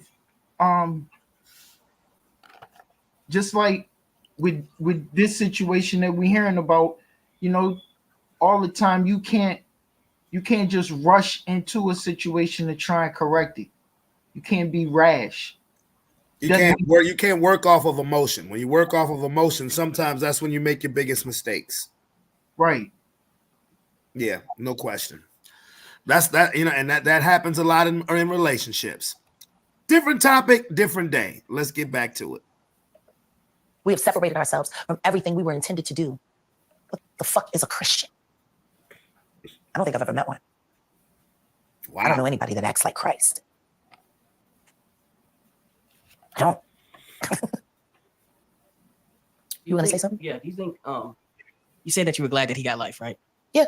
What about his upbringing and the things that he went through? His mother was a whole all kinds of shit, just like Diddy mom. He a Diddy mom. I tell people all the time, especially when I would be in jail, like that last time in Dallas, there was this girl. When I was in Tank 10, he kept moving me around. Everybody's afraid of me. But this girl, she kept getting high. She used to take whatever she could get. They sliding it through the door. And I didn't know she was pregnant. And somebody was like, that girl should be ashamed of herself. She's pregnant. I said, with the amount of drugs she's doing every day. So I walked up to her one day and I said, why you hate that baby? And she said, what are you talking about? I love my baby. I said, not doing the amount of drugs you're doing. You hate that child. Or do you hate his father? Like, who the f do you hate? Right. Or do you just hate yourself? Why are you getting all deep? Because I'm trying to figure out why you're creating another Jeffrey Dahmer that we have to live with. That's real shit. I said his mom was doing dope. Real shit, facts. Like you doing dope. You see how he turned out. Huh? Like, yeah, he was made a psychopath. And you know what she said? Well, my baby ain't gonna turn out like that. I said, well, how about this? You probably will. And I pray you're his first victim. Ooh. She started crying. It's true. So let me ask, when you see a situation like carbonation, is it a question of not if, but when another carbonation type situation is It's already happening. Oh, wow. I don't want to say any names, but there are people that are already trying to rekindle. Like I said, his prison sentence was the beginning for him. They really need to monitor him in jail. He could run things from jail. Oh, he is. Yeah. They're already organizing. Yeah. We spoke to him a few times from jail. And we could see that he's trying to still manipulate the outside world from there. Oh, he's not trying. He's doing it. Yeah. It's just a slow crawl. But now that he's all the way in there and the wives are about to start doing more social media campaign, by the time he shows all of the new inmates the kind of money that he can generate offline and he can keep boys like, commissary heavy, please. Throw a little sex in there, have a little download meeting in the shower, and then send that motherfucker back out there and you go be me. And you go be me. That's what he used to say when he would see a woman that he wanted to manipulate and enslave. You look like me. All right, Mom. Yeah. He said it to Nosy, to the sex worker. He knew who to talk to. You look like me. And we get so excited. That can get it started. Now imagine what that kind of mind can do in confinement. Nothing but time. We haven't seen the last of Eligio Bishop. We're about to meet all of them. All of them. All of them. Whoa. Okay. See, this is why I believe in the old way. Truth is, somebody should have just shot that in the head. Damn. He's a weed. It don't matter what garden you put him in. He's going to grow. How do you feel about that?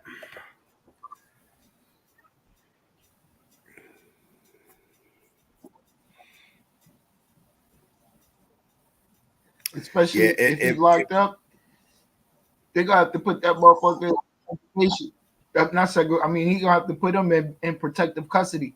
He's gonna have to stay in the hole. Cause he the type of motherfucker that'll boost a motherfucker head up to do some shit that don't need to be fucking done. Yeah, Pitting motherfuckers against each other. Yeah, if dude is like that, then yeah. I mean, if dude is like that, then yeah, that's crazy. That's crazy. All right, let me get back. He's cancer. You can radiate, but if you leave just a little bit there, it's gonna grow. Malignant. People like this need to die. They don't need more time. They need to be gone. Why do we keep them here? Because when they gave him life, he didn't care. He was like, "Oh, I forgive you." Yeah. I was like, "What the Tell you? You think I'm joking? Yeah. You know what? Pour me one and pour yourself one. Because you done lost your damn mind. I'm sitting here telling you that was the beginning. That's some Eligio. He went into jail famous. Man. Did you see how I was unafraid? Come, little children, feel my ball. Feel my power. So, That's how that be. That's So crazy. you look like me. I'm sure he's manipulating the guard right now. Like in the Matrix. Remember when it mutated and they started touching people and turning them into agents? Yes. And then they made all of these agents for Neo to fight. Yes. And then they started making them look like Neo, so Neo was fighting himself. Yes.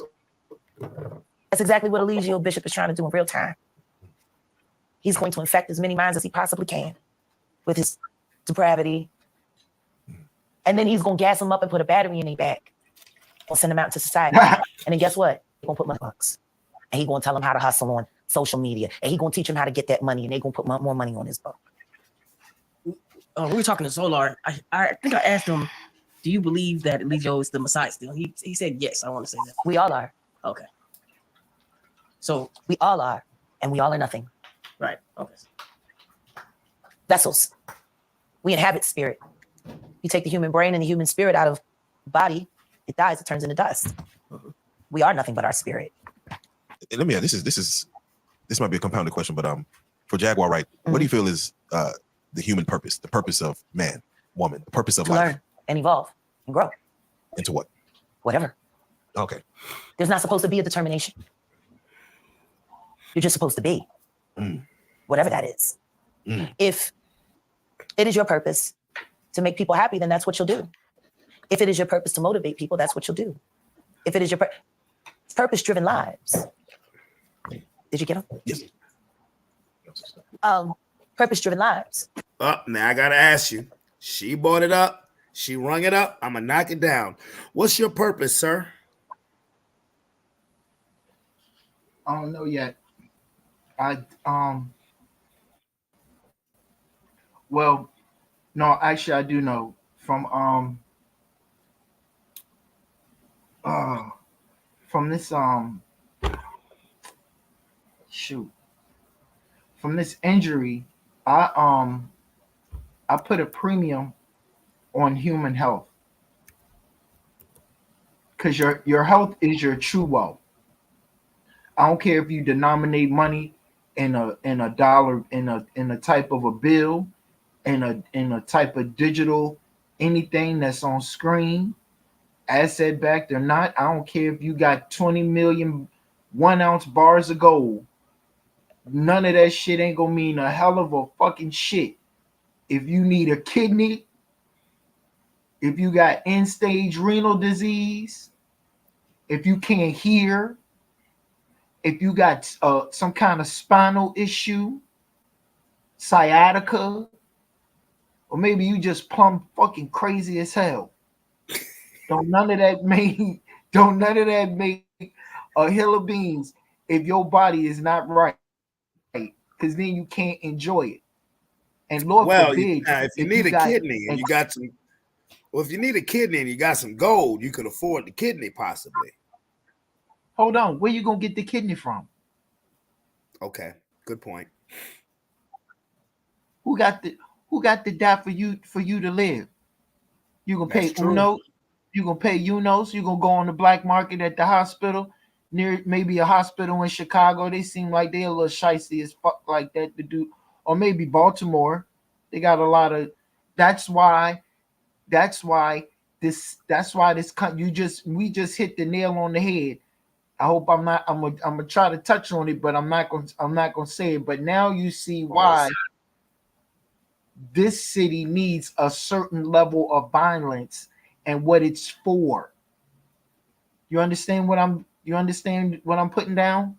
Dude, I've been saying that for years, bro. Chaos is king. Bro, I've said this for you. Let me say this. I've said this for a long time. This is why I don't fucking participate. I don't believe no politicians. I don't give a fuck what party you are. I don't do those telethons and all those raise money. No, I don't do that shit. Because donate this money for peace on earth. Nigga, man, please. Please. If peace, let's just use America as an example. If America was 100% peaceful, do you know how much money motherfuckers would lose? If America was peaceful, I didn't say, I just said peaceful. I didn't say peaceful and healthy. That's a whole nother topic. If America was peaceful, police would be a shortage of police. You wouldn't need as many police officers. You would need judges would lose money, lawyers would lose money, bail bondsmen would lose money. The whole system would lose money. Now, if motherfuckers was peace and healthy, doctors would lose money, hospitals would lose money, nurses would lose money, surgeons would lose money. I've been saying this for years. This country thrives off of chaos. Every time a motherfucker gets shot, another motherfucker is put through college. I'm being real. Yeah, yes, sir. Yeah, you with the glasses and the blunt. You answer the question. There is a system coming that's going to be a solution for everything that you just said. These nuts.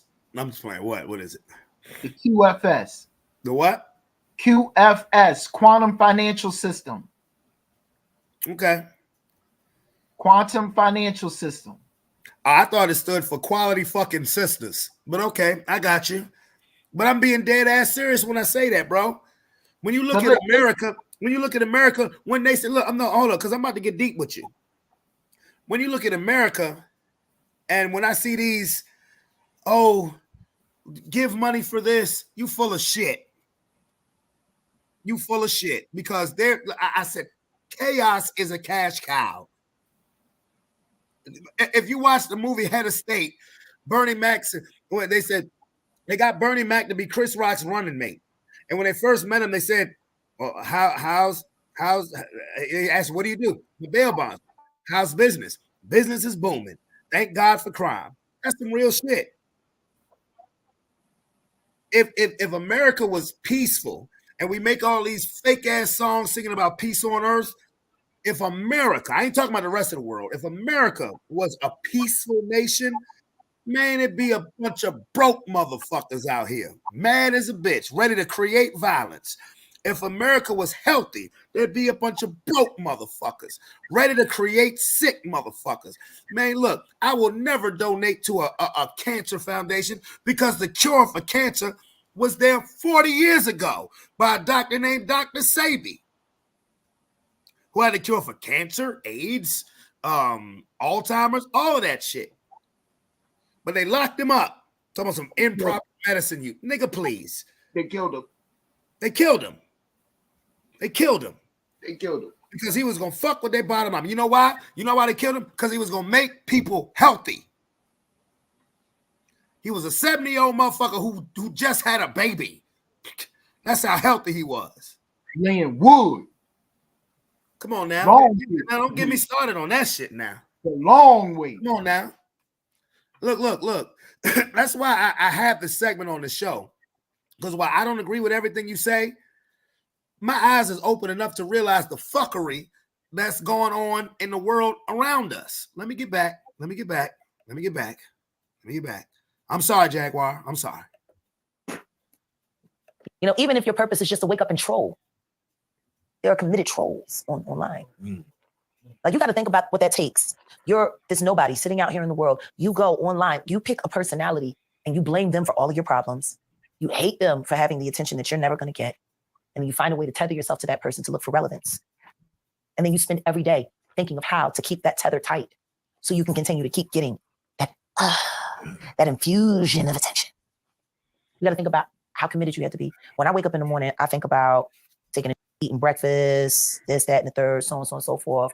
What I need to get done today, what time am I making content, what's going to be the focus of the content, my squad meetings, you know, blah, blah, blah. That's what I'm thinking about. When these people wake up, what did Jack do last night?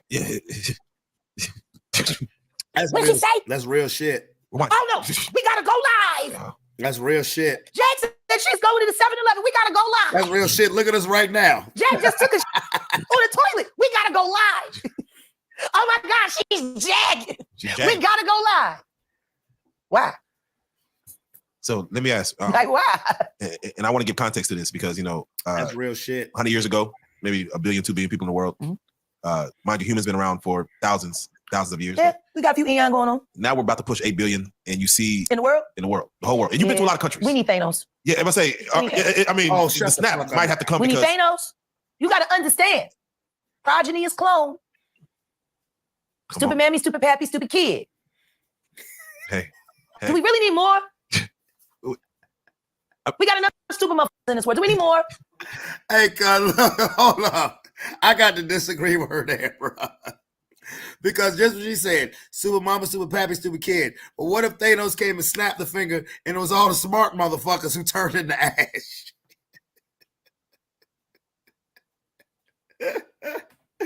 That's funny. That's funny as a bitch, but I don't agree with that. I'm sorry. Let me get back to it.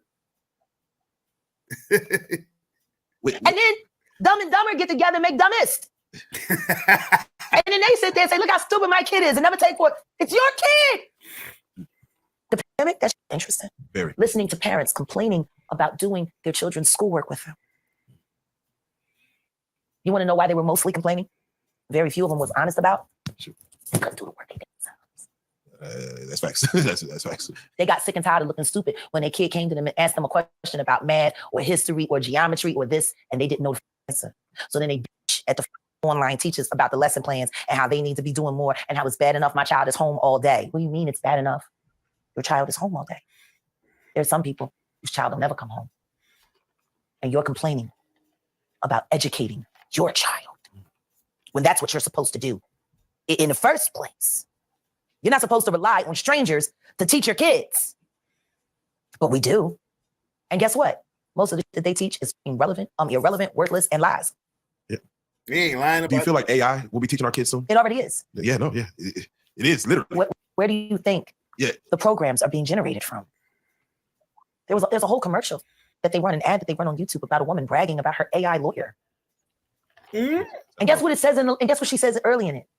I know AI is about to take over all our jobs and exile us from humanity, but I'm telling you, he got me my money faster than any real lawyer. You need $5,400 in your account. No, she literally said, I know this machine is about to make sure I'm homeless and destitute and poor, but it's getting me money now. So that's what's up. Man. Nigga. Skynet. No, not you, son. Skynet.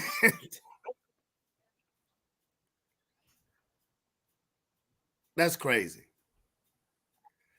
Now, as far as the educator part, from a person who actually is an educator, she ain't lying, bro. She ain't lying. Well, the curriculums of schools, the curriculums of childcare facilities, they ain't shit. They ain't nothing but worthless, stupid ass stuff. Yes, I said it. And it's designed, but think about it, right? It's got to be stupid stuff because most of the time when you get up in the morning, 90% of America is going to feed their child some fucking sugar. Sugar is more addictive than cocaine. You're going to feed your child some. Okay. You gonna feed your child, load your child up with some fucking sugar, and then send them to a goddamn classroom and expect them to stay still and be able to pay attention. How's that work out? Yep. You're talking to you're talking to a child care provider. When's I the have last, my days. when, I have my days, nigga. when's the last time you gave a cokehead a line and seen them sit still and not be fidgeting and chicken and shit? Was that a rhetorical question? Yeah. I'm just fucking with you. I'm fucking with you. You got to think about this with the food pyramid that we've been given. It's been designed to trick our ass. Oh, I don't pay attention to that shit. I don't. Honestly, I don't. I don't pay attention to that shit. On and on and on. That's the commercial. That's the Terminator. That's the beginning of the Terminator movie. That's iRobot. What Yes, did I iRobot. just say? We're seeing That's the the beginning. Terminator, 5G, Skynet. What Where did do they I just differ? say? The lines are getting blurred. Art imitates life. When Hitler wanted to overthrow the Jews in Germany, his Aha! first line of attack was to bring in a director, a film director, to Aha! do a series of movies that ran for 2.5 years while he was working up his gambit, depicting Jews as trifling and evil and stingy and nasty, and Germans as fed up and tired of dealing with them. They had characters that the Germans were able to relate to, and there were just enough Jews around to make everything that they were saying in those movies true for them. Think about it. 3 years of being desensitized to what happens to a specific race of people. So when it actually happens, you don't say anything. You're already okay with it. They did that to us. Yeah. Well, yeah, in the black movies now. Yeah. In society, when some black man gets killed on TV, Yeah. everybody's desensitized. That's how they do. That's how MK Ultra works. So let me ask. There's a movie. They program the mind to believe the program. There you go. Yeah. Come on. It's called a program. When you are writing code, you're programming. Why do people have such a hard time with embracing the truth? Hey. I don't get it. Saying something. Running around, glorifying a bunch of You fake got to hags, stop watching TV. falling in love with a bunch of fat, sitting there telling real black men that they need to be more like and saying, I don't need a like you. I need a because he come through. Seems like they are trying to demasculate. Demasculate. It's worse than that. Way worse.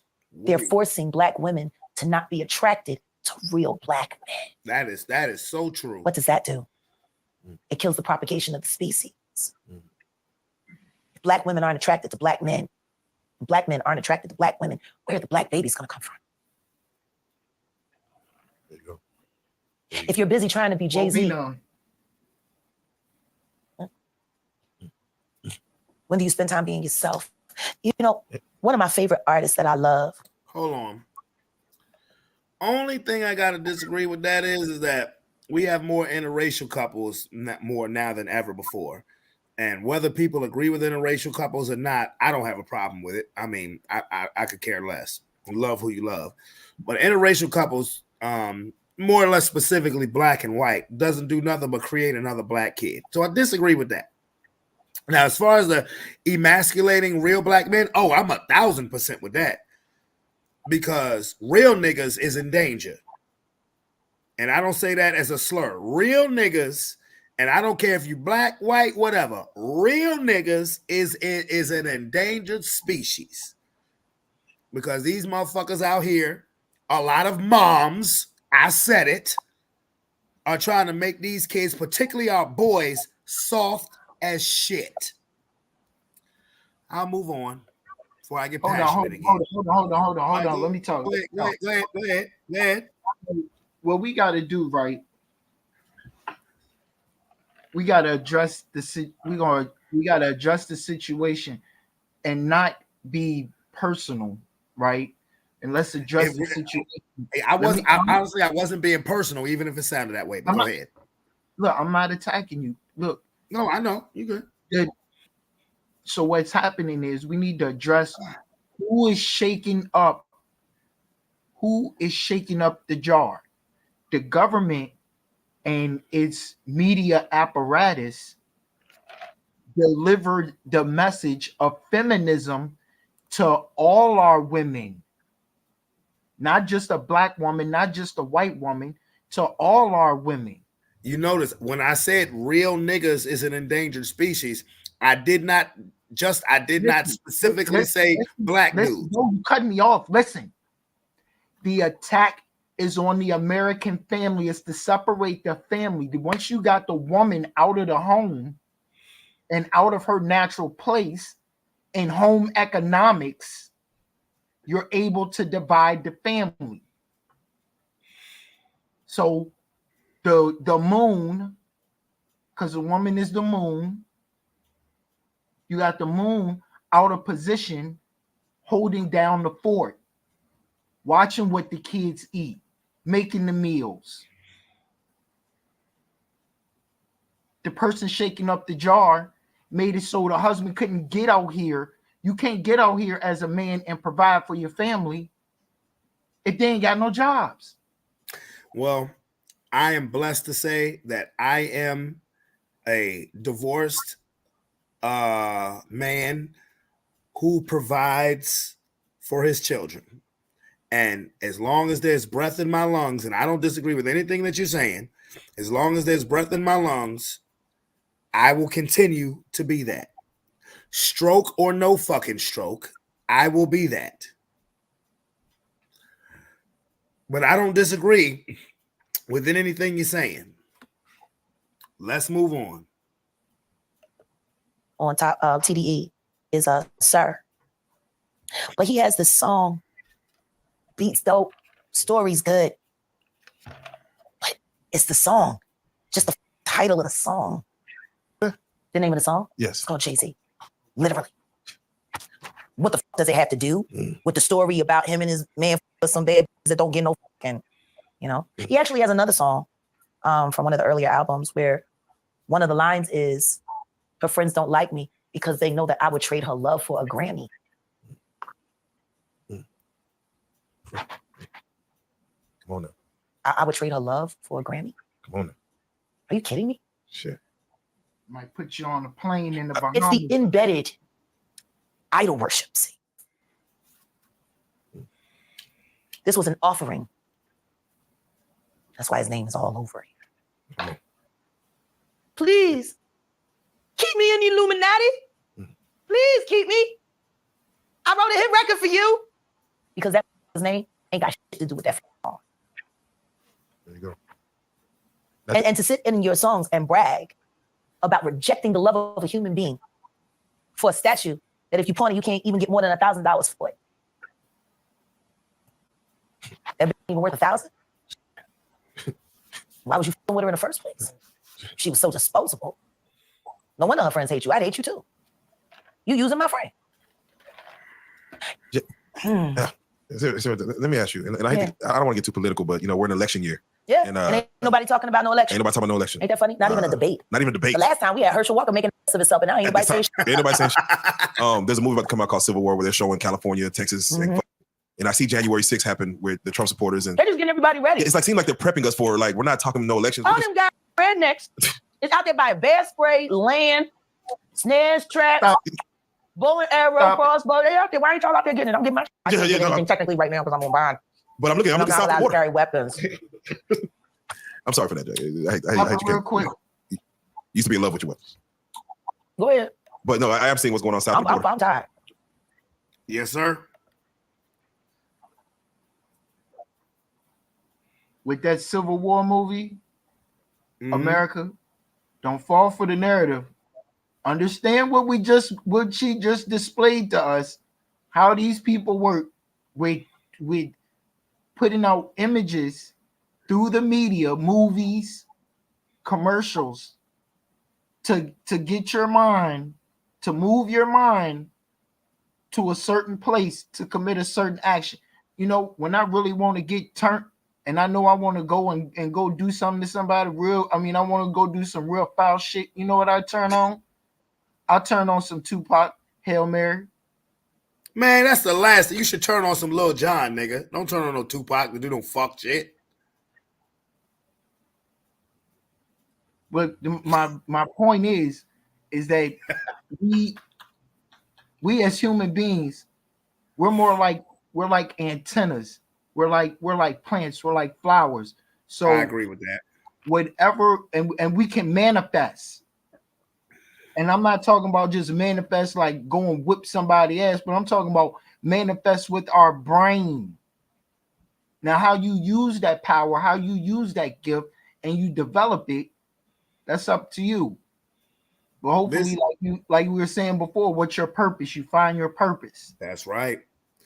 This nigga said, when I get turned, I turn on Hail Mary. I mean, there's some other Tupac songs you can get turned to. No, I tell you what, next time you want to get turned, not to do something, but just to get turned and just get a little hype in your own home, put on No More Pain. Put on No More Pain. That's the Tupac song. You'll get turned to that shit. On we go.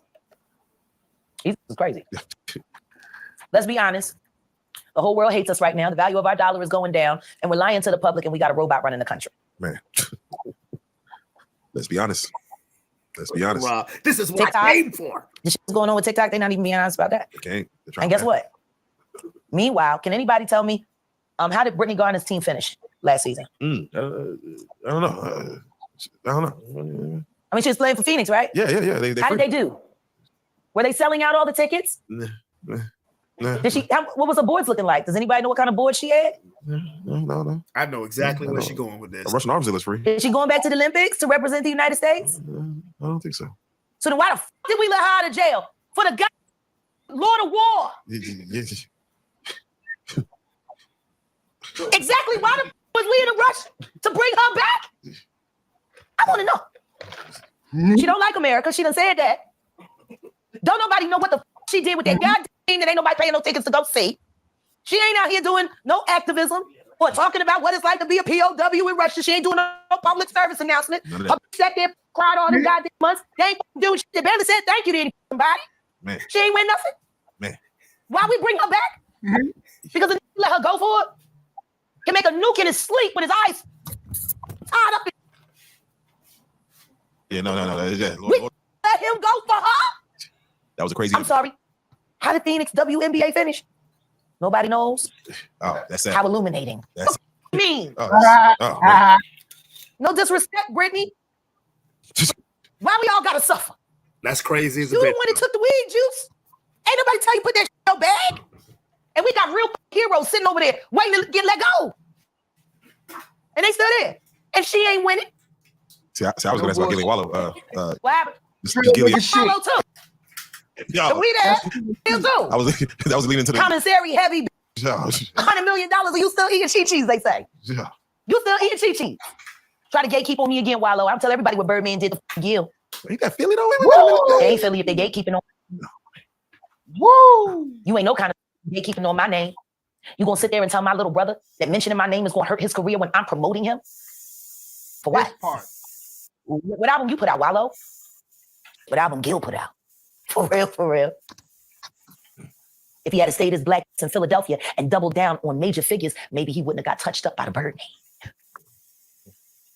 Because there is no young man that made that man's that didn't get. You think Weezy only got on? Are you kidding me? Wow. The kind of that'll leave his brother in jail and then show him no real support when he gets home. If he over his own brother, why wouldn't he fuck up other people's kids? I don't understand. But I tell you this, Wallow, the next time you open your mouth and my name comes out of it, it better be with only respect. Because I know that you with and they talk heavy and I pay in cash. I'll put you out. So, Jag, you asked. Yeah, no, I did. I need a joint. Yeah, no, and we're about to end this with this because I want to take this home and all those who show concern and shout out to my sister Mia and my girl, my baby. Shout out me in the building. You know what? Man. I'm mad at you because we supposed to do karaoke last time I came. Oh, there's still time. There's still time.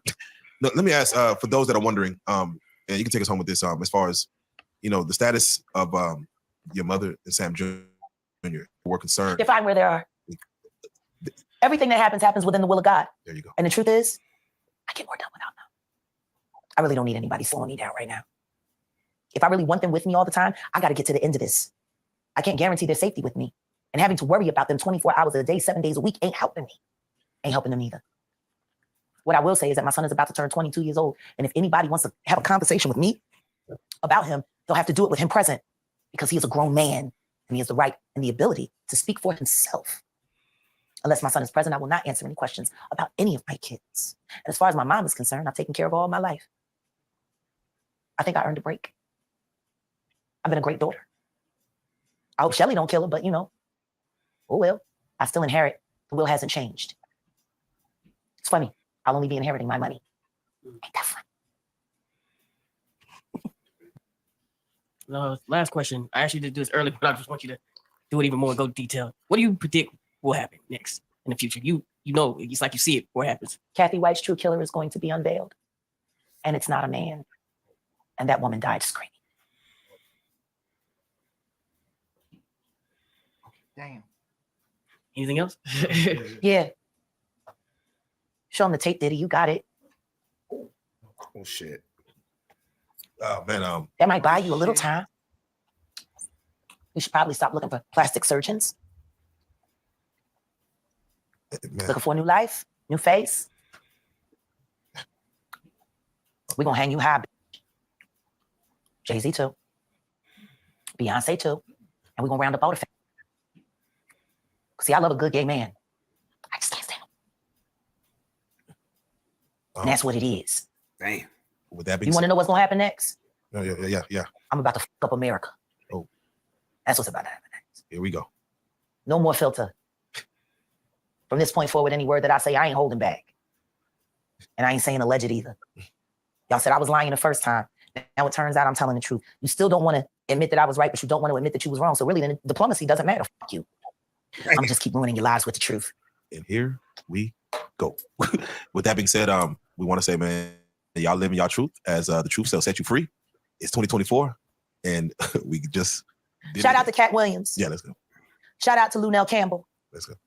Shout out to Kanye Ye West. Hey. Shout out to the Hebrew Israelites.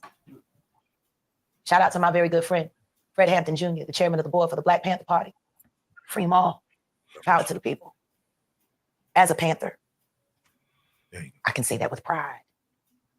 Yeah. Shout out to Keefe D. Stop pump faking and save your life. You tell them who paid you to say the shit you said. Because you're getting poked up and getting your ass beat in jail. And Reggie Wright got you tailor-made to fit for a goddamn casket. State's evidence. WITSEC. I met your son, Keefe. He's a good man. He follows me on TikTok. He made me change my mind about you. 6 months ago, I ain't getting no fuck what happened to you. Today, I'm praying for your life. Every day. Because I want you to live to tell the truth. Because the second you do, Aletta Wallace can finally get justice. The second you do, maybe Aaliyah's family will be held accountable for what they turned their heads to. And maybe Hype Williams will be charged for conspiracy to commit murder. It's time to talk Hype. It's time for the public to ask you why Aaliyah couldn't get on Lenny Kravitz's plane. And you had to put her on that clown car plane. Who asked you to say that? And do yourself a favor before you make any statements. Please remember, I was got a little X, your apprentice. Because Jay-Z told him to. I know a lot more about you than you think I do. Hype. Jay-Z. It's time for us to stop pussyfooting with the truth. It is time for Aaliyah Dana Houghton's death to be properly investigated. It's time for Fatima Robinson to speak up about what she heard on that phone. It's time for somebody to be honest about who gave Aaliyah the pills that knocked her out before she was carried onto a plane she didn't want to be on. It's time for the other dancers who knew she was terrified to get on that plane to speak up. And it's time for Hype Williams to be officially questioned about why he made her get on that plane and why they forced her to do it unconscious. Jack, for those that want to follow you, the new channel, the new. I am the Jaginator. Pick another, I'm there. I am the Jaginator. That's on the platform. Well, right now, Jaguar Wright, back on the new. Back on my bullshit. Back on it. We're here again, 2024, man. Let's do Unfortunately, it's just true. The truth shall set you free. We'll hang you high. We got on the couch, Jaguar Wright. We got to say it. You are a real life street star. Yo. The way, yo. Nigga. I remember the day the report came about Aaliyah's death. Man, I was like, what the fuck? Now, what you say? What you say about Jay-Z? Jay-Z next. I mean, that's from what she said. And after she say something, I mean, you can take her as like a calm, because Yeah. she ain't been sued yet, and that bitch don't miss. Excuse my French. No, yeah, I got you.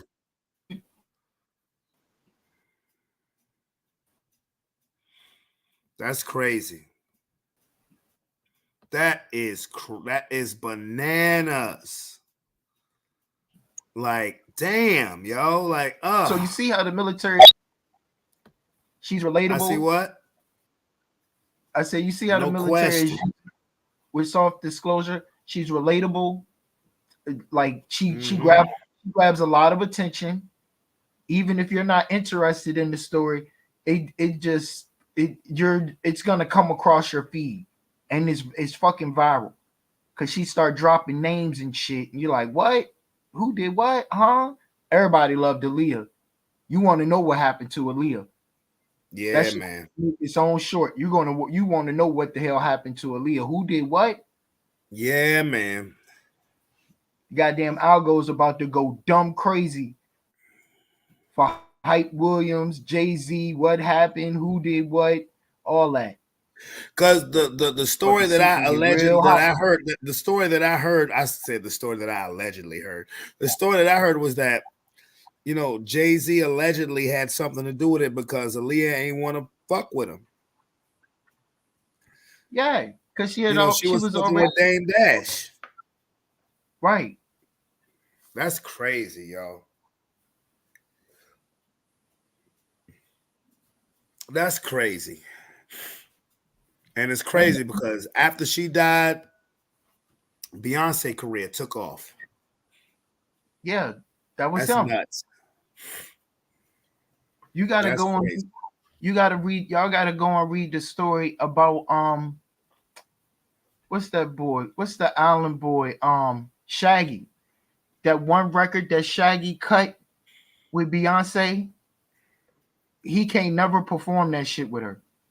Why? Because Jay-Z won't let it happen. That's crazy. He can't never perform that shit with her. Go to YouTube and let Shaggy tell you what happened to him on the times when he was supposed to perform with her. Yeah. And I like Jay-Z too, but it's like you can't, it make it hard. I can't even jam to his music no more. I can't jam to none of their music no more. You can't. And see, this is my problem with, like, you know, when you're in the public, when the public feeds you, you owe the public. Yeah.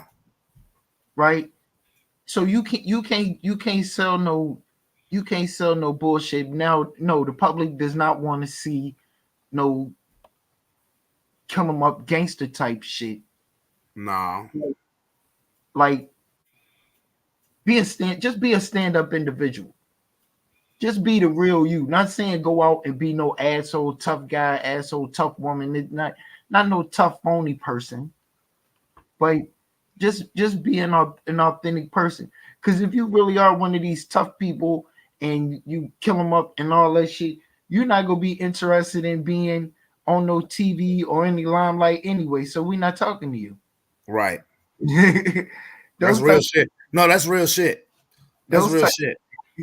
Those type of people don't garner, and they know how to not garner that type of attention. So you ain't got it. As long as you don't bother them, don't poke that bear, you'll be fine. Pause.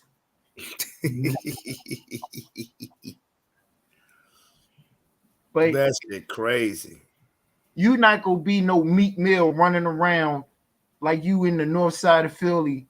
Niggas want to kill me, but it's really Diddy got you in the north side somewhere at a hotel, bent over.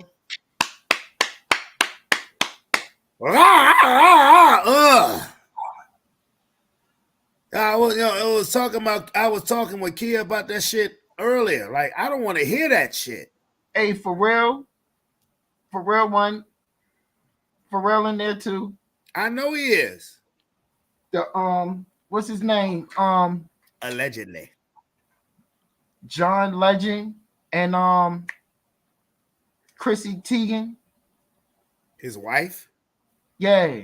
Okay, allegedly. Allegedly she eats babies. Ugh. Allegedly she eats babies, and allegedly that baby ain't theirs. Allegedly.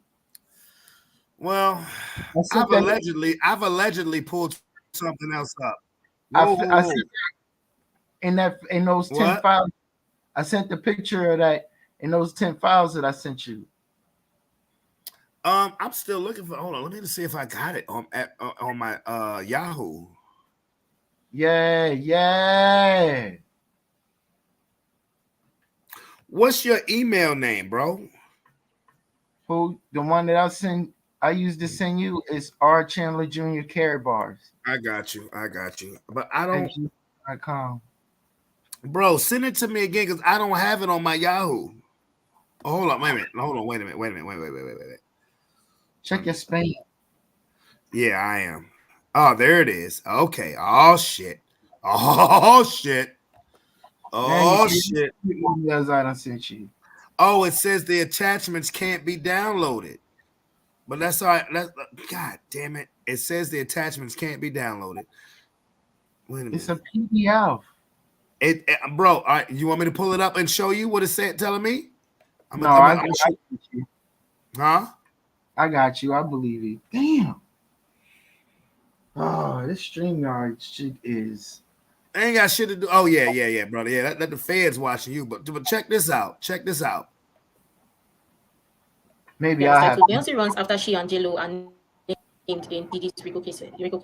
Interesting. I'm excited to check this one out to hear what they've got to say. Let's check it out. You guys know that J-Lo is part of these Diddy lawsuits, right? Actress singer Jennifer Lopez, who was in the Navigator when it was stopped by police. You guys know that this Versace dress was born as a distraction from the shooting that J-Lo and Diddy had just previously been involved in right before the 2000 Grammys. It's all Jay-Z. It's all Jay-Z. And he was working with R. Kelly, and they were making so many records together. You know, they made all those records together. They shared so much in common. Puffy made her carry his guns into nightclubs and wherever they went. And he threatened her to make her feel like she had to do so. Beyonce and J-Lo just got dragged into this whole Diddy mess. Yeah, Queen Bey herself and Jenny from the block. You know Diddy's been under a serious spotlight, accused of some heavy stuff. Now, apparently Beyonce got roped into this scene by Jay-Z, and she's been deep in it ever since. And J-Lo, she knew what was up when she was dating Diddy. Now, they were just named in Diddy's RICO case, and it's not looking good for any of them. Diddy's been feeling the heat for months now, ever since those accusations came out. Feds raided his mansions, digging up all sorts of dirt. But Diddy's not going down without a fight. No, he's striking deals left and right, giving up dirt on folks in the industry to save his own skin. And Beyonce and J-Lo, they're sweating bullets. They're pulling out all the stops to keep their names out of this mess. Like, there's this blind item floating around hinting that J-Lo's already freaking out and lawyering up. The A-list celebrity, everything in her mind, has hired a lawyer to do. Well, what do you got to say?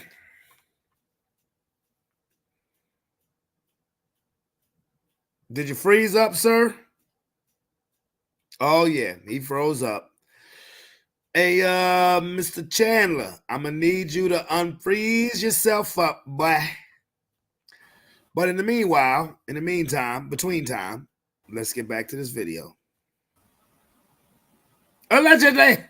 Deal with statements she made to police 2 decades ago. Apparently, she spooked about something she spilled to the cops like 2 decades ago. Remember that club brawl with Diddy back in 99? Yeah, that one. It was like a scene out of a movie. Drinks flying, money tossed around like confetti, and shots fired, literally. And now she is smack dab in the middle of Diddy's drama. Seems like J-Lo's past is coming back to haunt her cause the feds just announced they're reopening the investigation into that wild incident with Diddy back in 99. Recent documents suggest she helped Diddy tote a gun in her purse and even allegedly pinned the shooting on rapper Shine. So picture this. J-Lo, Diddy, and the whole bad boy crew are living it up at this club in New York. And back in the late 90s, Diddy and J-Lo were the power couple everyone was talking about. Everything's cool until Diddy and Matthew Allen, who everyone called Scar, start beefing over a spilled drink. Next thing you know, shots ring out, people get hurt, it's a whole mess. And now all these years later, it's all coming back to haunt them. So after that whole club chaos, J-Lo and Diddy tried to make a clean getaway in a 99 Lincoln Navigator. But guess what? They ran a red light and got busted by the cops. And here's where it gets even more insane. They had some shady stuff in the trunk, and yeah, it was stolen goods. So they spent the next 14 hours in a cell, and apparently J-Lo was a mess, crying her eyes out. But here's the kicker. The charges mysteriously disappear after they bail out. And you won't believe who takes the fall for Diddy. Shine. Yeah, he takes the heat, claiming he pulled. What do you think J-Lo was crying in that when she was crying? What do you think she was saying? They should have never gave you niggas money. I'm just saying, what do you think she was saying when she was crying? She was crying about how she was gonna get cussed out being his handler. Pretty much. She was supposed to be his handler. And that little wild nigga didn't stay in line. Why ain't nothing wild about Shine? Shine is a brilliant dude. Not Shine. Diddy was the one that she was hot. She is the handler of. Oh right, got you. If you look at the power couple that they had put together, and J-Lo is, I mean, J-Lo is easy. So you matching J-Lo, and J-Lo got her own following, and taking Diddy, and he got his own following in New York. These two are a power couple. Of course. You know what I'm saying? Like they make the news all the time and everything. The people did a good job trying to put them together till his dumb ass screwed it up, or maybe that was the plan all along. But whatever it was, he shot, and whatever he did, he shot some. No, it ain't alleged because the girl didn't say he shot a chick in the face. Yeah, he shot a chick in the face. Yeah, J-Lo come in. He shot the chick in the face trying to shoot dude, and made Shine take the lawyer came in and got Shine to take the fall for the shit. Yeah, and then to help quiet, he made him president of his country. He made him a senator or president of his country. That's what kind of power Diddy was working with. Now, if Diddy could do that, imagine how he did it. Imagine the forces at work to help him do it and why they wanted to do it, to keep this from coming out. This won't just to save Diddy ass. This was to save their operation. Right. Okay. And what if I told you, hold on, before you start that, what if I told you that Diddy is Combs, one of them gangster sons? Is a who? One of them gangsters in New York. Wait a minute. Damn. Bro, nothing would surprise me. Wait a minute.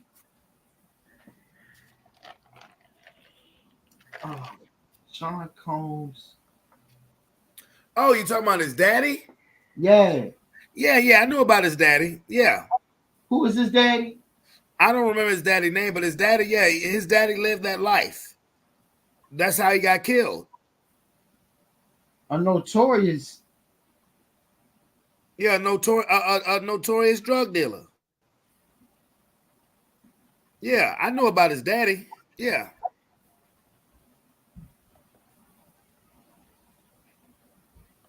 Pulled the trigger that night. Rumor has it Diddy greased his palms with a cool million to hit the ball, promising to take care of his family while he's locked up. February 2010. That's when the headlines were buzzing about Shine signing a mega deal with Def Jam. Like, we're talking 7 figures here. And get this, the whole thing went down through L.A. Reid, the big shot CEO and president of Def Jam back then. Word on the street is Shine got a cool $1 million as a thank you from Diddy for doing time behind bars. Even a former Bad Boy Entertainment artist spilled the tea on this. In an interview, Mike Curry said Diddy bribed Shine, and that's why he took the fall. All right, so L.A. Reid gave him $1 million to put out an album, and the album never came out. I knew that when L.A. Reid went to give him that $1 million, that was Puff giving him the money, but he had to give it to L.A. Reid. They never intended on giving him an album. If they would have gave him $1 million for an album, would we have heard the album? Okay, so what you're saying is this is Puffy's way of paying Shine off for taking the rap for him. You're very smart. Yeah. But hold up, here's where it gets even juicier. Turns out J-Lo's been sneaking guns into clubs for Diddy for ages. Yeah, you heard that right. And this time it goes south real quick because somebody catches a bullet in the face. Fast forward to today and the case is back in the spotlight. Authorities are reopening it and it might have something to do with a lawsuit from Lil Rod, who spilled the beans on Diddy's alleged criminal past. Lil Rod's dropping bombshells left and right in his lawsuit. Violence, threats, even talk of bribing witnesses and jurors in that infamous 99 nightclub shooting with Shine. Jones says he was forced to watch as Diddy displayed his guns and boasted about getting away with shooting people, including in the infamous 1999 New York City nightclub shooting case, for which Diddy was declared innocent of gun possession and bribery charges. And it says, Jones claims in the lawsuit, Mr. Combs shared that he was responsible for the shooting in the nightclub in New York City with rapper Shine. He shared that artist and Mr. Combs' girlfriend at the time, Jennifer Lopez, aka J-Lo, carried the gun into the club for him and passed him the gun after he got into an altercation with another individual. But wait, there's a twist in the tale. Despite all the heat on Diddy, the mystery surrounding the Club New York shooting is still hanging in the air. Now let's rewind to that crazy night. Imagine Diddy, aka Puff, living it up, making it rain like there's no tomorrow. But trouble's brewing when Scar, feeling some type of way, starts throwing shade. Words turn into bullets, chaos ensues, and before you know it, Diddy and J-Lo are making a daring escape with cops hot on their tail. But here, You see this? People are not even talking about the recent events that are happening. No disrespect, my lady, but I ain't trying to hear you. Anyway, yeah, that's crazy. That's crazy. I mean, but it's not nothing that's not believable. You know, I mean, I could see Diddy getting high off that Tootsie. You know, trying to flex in front of niggas. No, back then. No, I'm talking about recently, because think about it. Oh, this dude Little Rod just produced the album that just dropped at the end of last year. Very good album, by the way. But you know, he's only been around Diddy for the last year. So again, I can see Diddy getting high off that Tootsie, trying to flex in front of niggas. Look at all these guns I got. I'm responsible for I done shot niggas and got away with it. Remember that 99 club shit with J-Lo? Yeah, I shot that bitch in the face. And guess what? I got Johnny Cochran, nigga. He got me off. I can imagine that. I can believe that. I can believe that. And all that dude Lil Rod was doing was taking notes while he was getting a big rod in his ass. Allegedly. Let's go back. spoken out, claiming that Diddy was the one who brought the heat to the club. Because I am the woman who he shot in the face in that 1999, December 27th, 1999, Club New York shooting.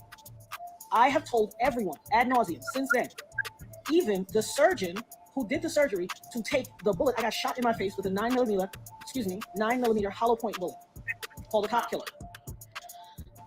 I literally Come on now. have told everyone and never changed what I said. I watched him. I got pop out in the face. I watched him fire the gun. I've said it all this time. Even the surgeon who did my surgery to take out part of the bullet fragments that was aspirating into my lungs and try to remove as many bullet fragments as possible, testified in the criminal trial that while they were putting me under, I was screaming, Puffy, pew pew me in the face. She vividly described the chaos, saying she felt like she got hit by a flaming sledgehammer when she saw the gun. This brave woman, Natanya Rubin, didn't hold back, hinting at a cover-up and even expressing fear for her life. She's got 9 bullet fragments in her face as a reminder of that terrifying night. And with her life potentially on the line, she's not taking any chances. They all knew he did it. Everybody knew he did it. But he paid off the club bouncer named Sharice and all these other people and the club owners with their video to hide the video. That's his MO. I told everybody that. This man almost took my life, has traumatized my life, has caused undue harm, irreparable damage to my life, lied his behind off. I've had all these youngins on the internet harassing me, swearing that I'm making it up that he did it. And look what he did to Lil Rod. Now fast forward to today, and we've got Lil Rod dropping bombshell allegations left and right. So get this. Jones says Diddy was all handsy, touching him where he shouldn't, even his back door. But that's not all. Jones says Diddy tried to push him into doing stuff with other dudes like producer Stevie J and actor Cuba Gooding Jr. But hold up, it gets crazier. Jones claims Diddy was part of this big illegal operation, like something out of a movie. They were into drugs, guns, and even underage workers. Jones says they kept him in line by threatening to cut him off from the music scene and not paying him for his work on Diddy's album, even though he made 9 tracks for the guy. And get this, Diddy's threats were all over the place. Jones recalled when Diddy threatened to eat his face and even claimed he would kill his own mother without hesitation. That's pretty messed up. Now he's pointing fingers at Diddy, claiming he not only bragged about the shooting, but also boasted about using J-Lo to sneak the gun into the club. But of course, Diddy's firing back, denying all of Lil Rod's claims through his attorneys. Lil Rod is nothing more than a liar who filed a $30 million lawsuit shamelessly looking for an undeserved payday. His reckless name-dropping about events that are pure fiction and simply did not happen is nothing more than a transparent attempt to garner headlines. We have overwhelming, indisputable proof that his claims are complete lies. Our attempts to share this proof with Mr. Jones's attorney, Tyrone Blackburn, have been ignored, as Mr. Blackburn refuses to return our calls. We will address these outlandish allegations. Now, all of that other stuff, yeah, I done heard before. You know, that statement by the lawyer, whatever. But the only thing I got to say, and I'm not trying to be insensitive, if you saw Diddy pull out the gun, and I totally believe you when you said you got shot in the face, But when you saw him pull out the gun, why didn't you duck? That's all. If I met this woman today, I would ask her that question. And she would probably give me an answer that I could totally understand. But all I would ask is, if you saw him point the gun, even if it wasn't intended for you, why didn't you duck? That's all. That's all. Just me. That's just me. Maybe it was too many people in the place. We talking about some place in New York, so it was tight. And okay. most clubs in New York, let's say this the right way, most clubs in New York, the niggas want to be in the way of the entrance. I got you. And niggas don't want to be all in the back of the club in case some shit do want to hop off. And everybody trying to stunt. You got mink coats on and shit. I got you. Trying to take pics and shit and look 99, cute. A bunch of come on, 99, about to be 2000, a bunch of platinum shit. Yeah, I got you. So this bum ass nigga walk in, seeing Puff ass, and remember when that motherfucker used to be just the backup dancer, he want to bump into the motherfucker. Fuck you, nigga. Puffy can't let this motherfucker do not in front of his girl, not in front of J-Lo. Girl and an artist. And his artist, yeah. But check this out.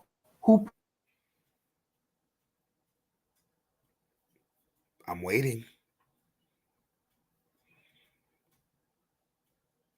Any day. You froze up, my guy. I'll go back to the video while you unfreeze.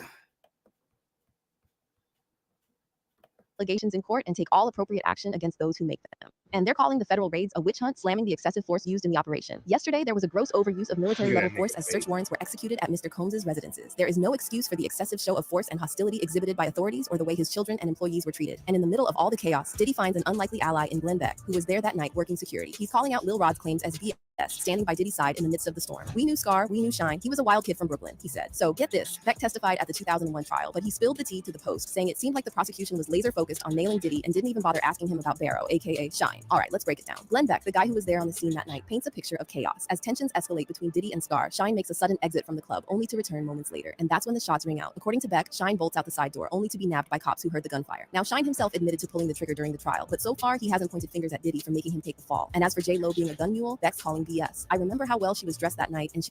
So what is going on? At this point, so many stories to this. Nobody knows the truth anymore. Nobody knows what the truth looks like anymore. Of course. Well, that's a fact. Damn sure nobody know what the truth look like anymore. I'm just keeping it a buck. Fuck with you. But it is what it is. To be hiding a gun in that outfit. But Lil Rod's lawsuit isn't just about the 99 shooting. Nope, he's also throwing shade at Diddy for allegedly lying about his involvement in a 2022 shooting at a recording studio in LA. According to Lil Rod, Diddy tried to cover it up, coercing him into lying to the cops about what really went down. According to his lawsuit, a shooting incident occurred at Chalice Recording Studio in Hollywood in 2022, while Diddy was hosting a writers and producers camp. Jones alleges that during a heated conversation between Diddy, his son Justin, and Justin's friend G in the studio's bathroom, shots were fired. Following the incident, G was found lying on the floor, bleeding from his leg-hip area. Jones claims he rushed to help G, but when authorities arrived, Diddy allegedly instructed him to lie about the shooting, suggesting it was a drive-by assailant outside the studio. And it gets even murkier. Lil Rod's pointing fingers at Diddy's head of security, Fahim Muhammad, claiming he's a master fixer with connections to make problems vanish. So LAPD says the guy got shot during a robbery. You know what, bro? I'm gonna be honest with you. Ain't no need to even watch that because that ain't shit that we don't already know. I'm being honest with you. We already know. That boy on some other shit. He on some other shit. So anyway. He connected to people.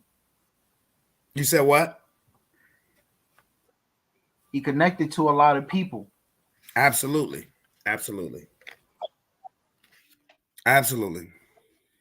Well, there's a lot more meat on this bone, and there's a lot more shows that we have to do.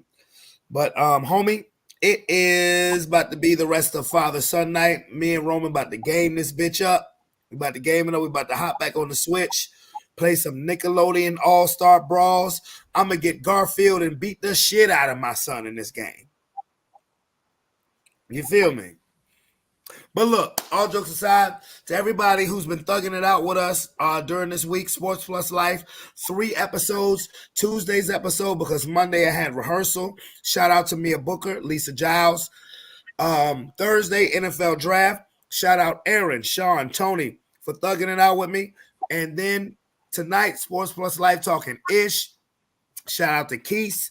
Shout out to Rob Chandler for Conspiracy Theories as always every Friday. We appreciate you. We appreciate your loyalty. And look, we're just here to have fun. You'll get some truth. You'll get some laughs. You get all of the aboves. But it's your boy, Brandon Bravon Towns. We out this bitch. Peace. We love you. See you Monday.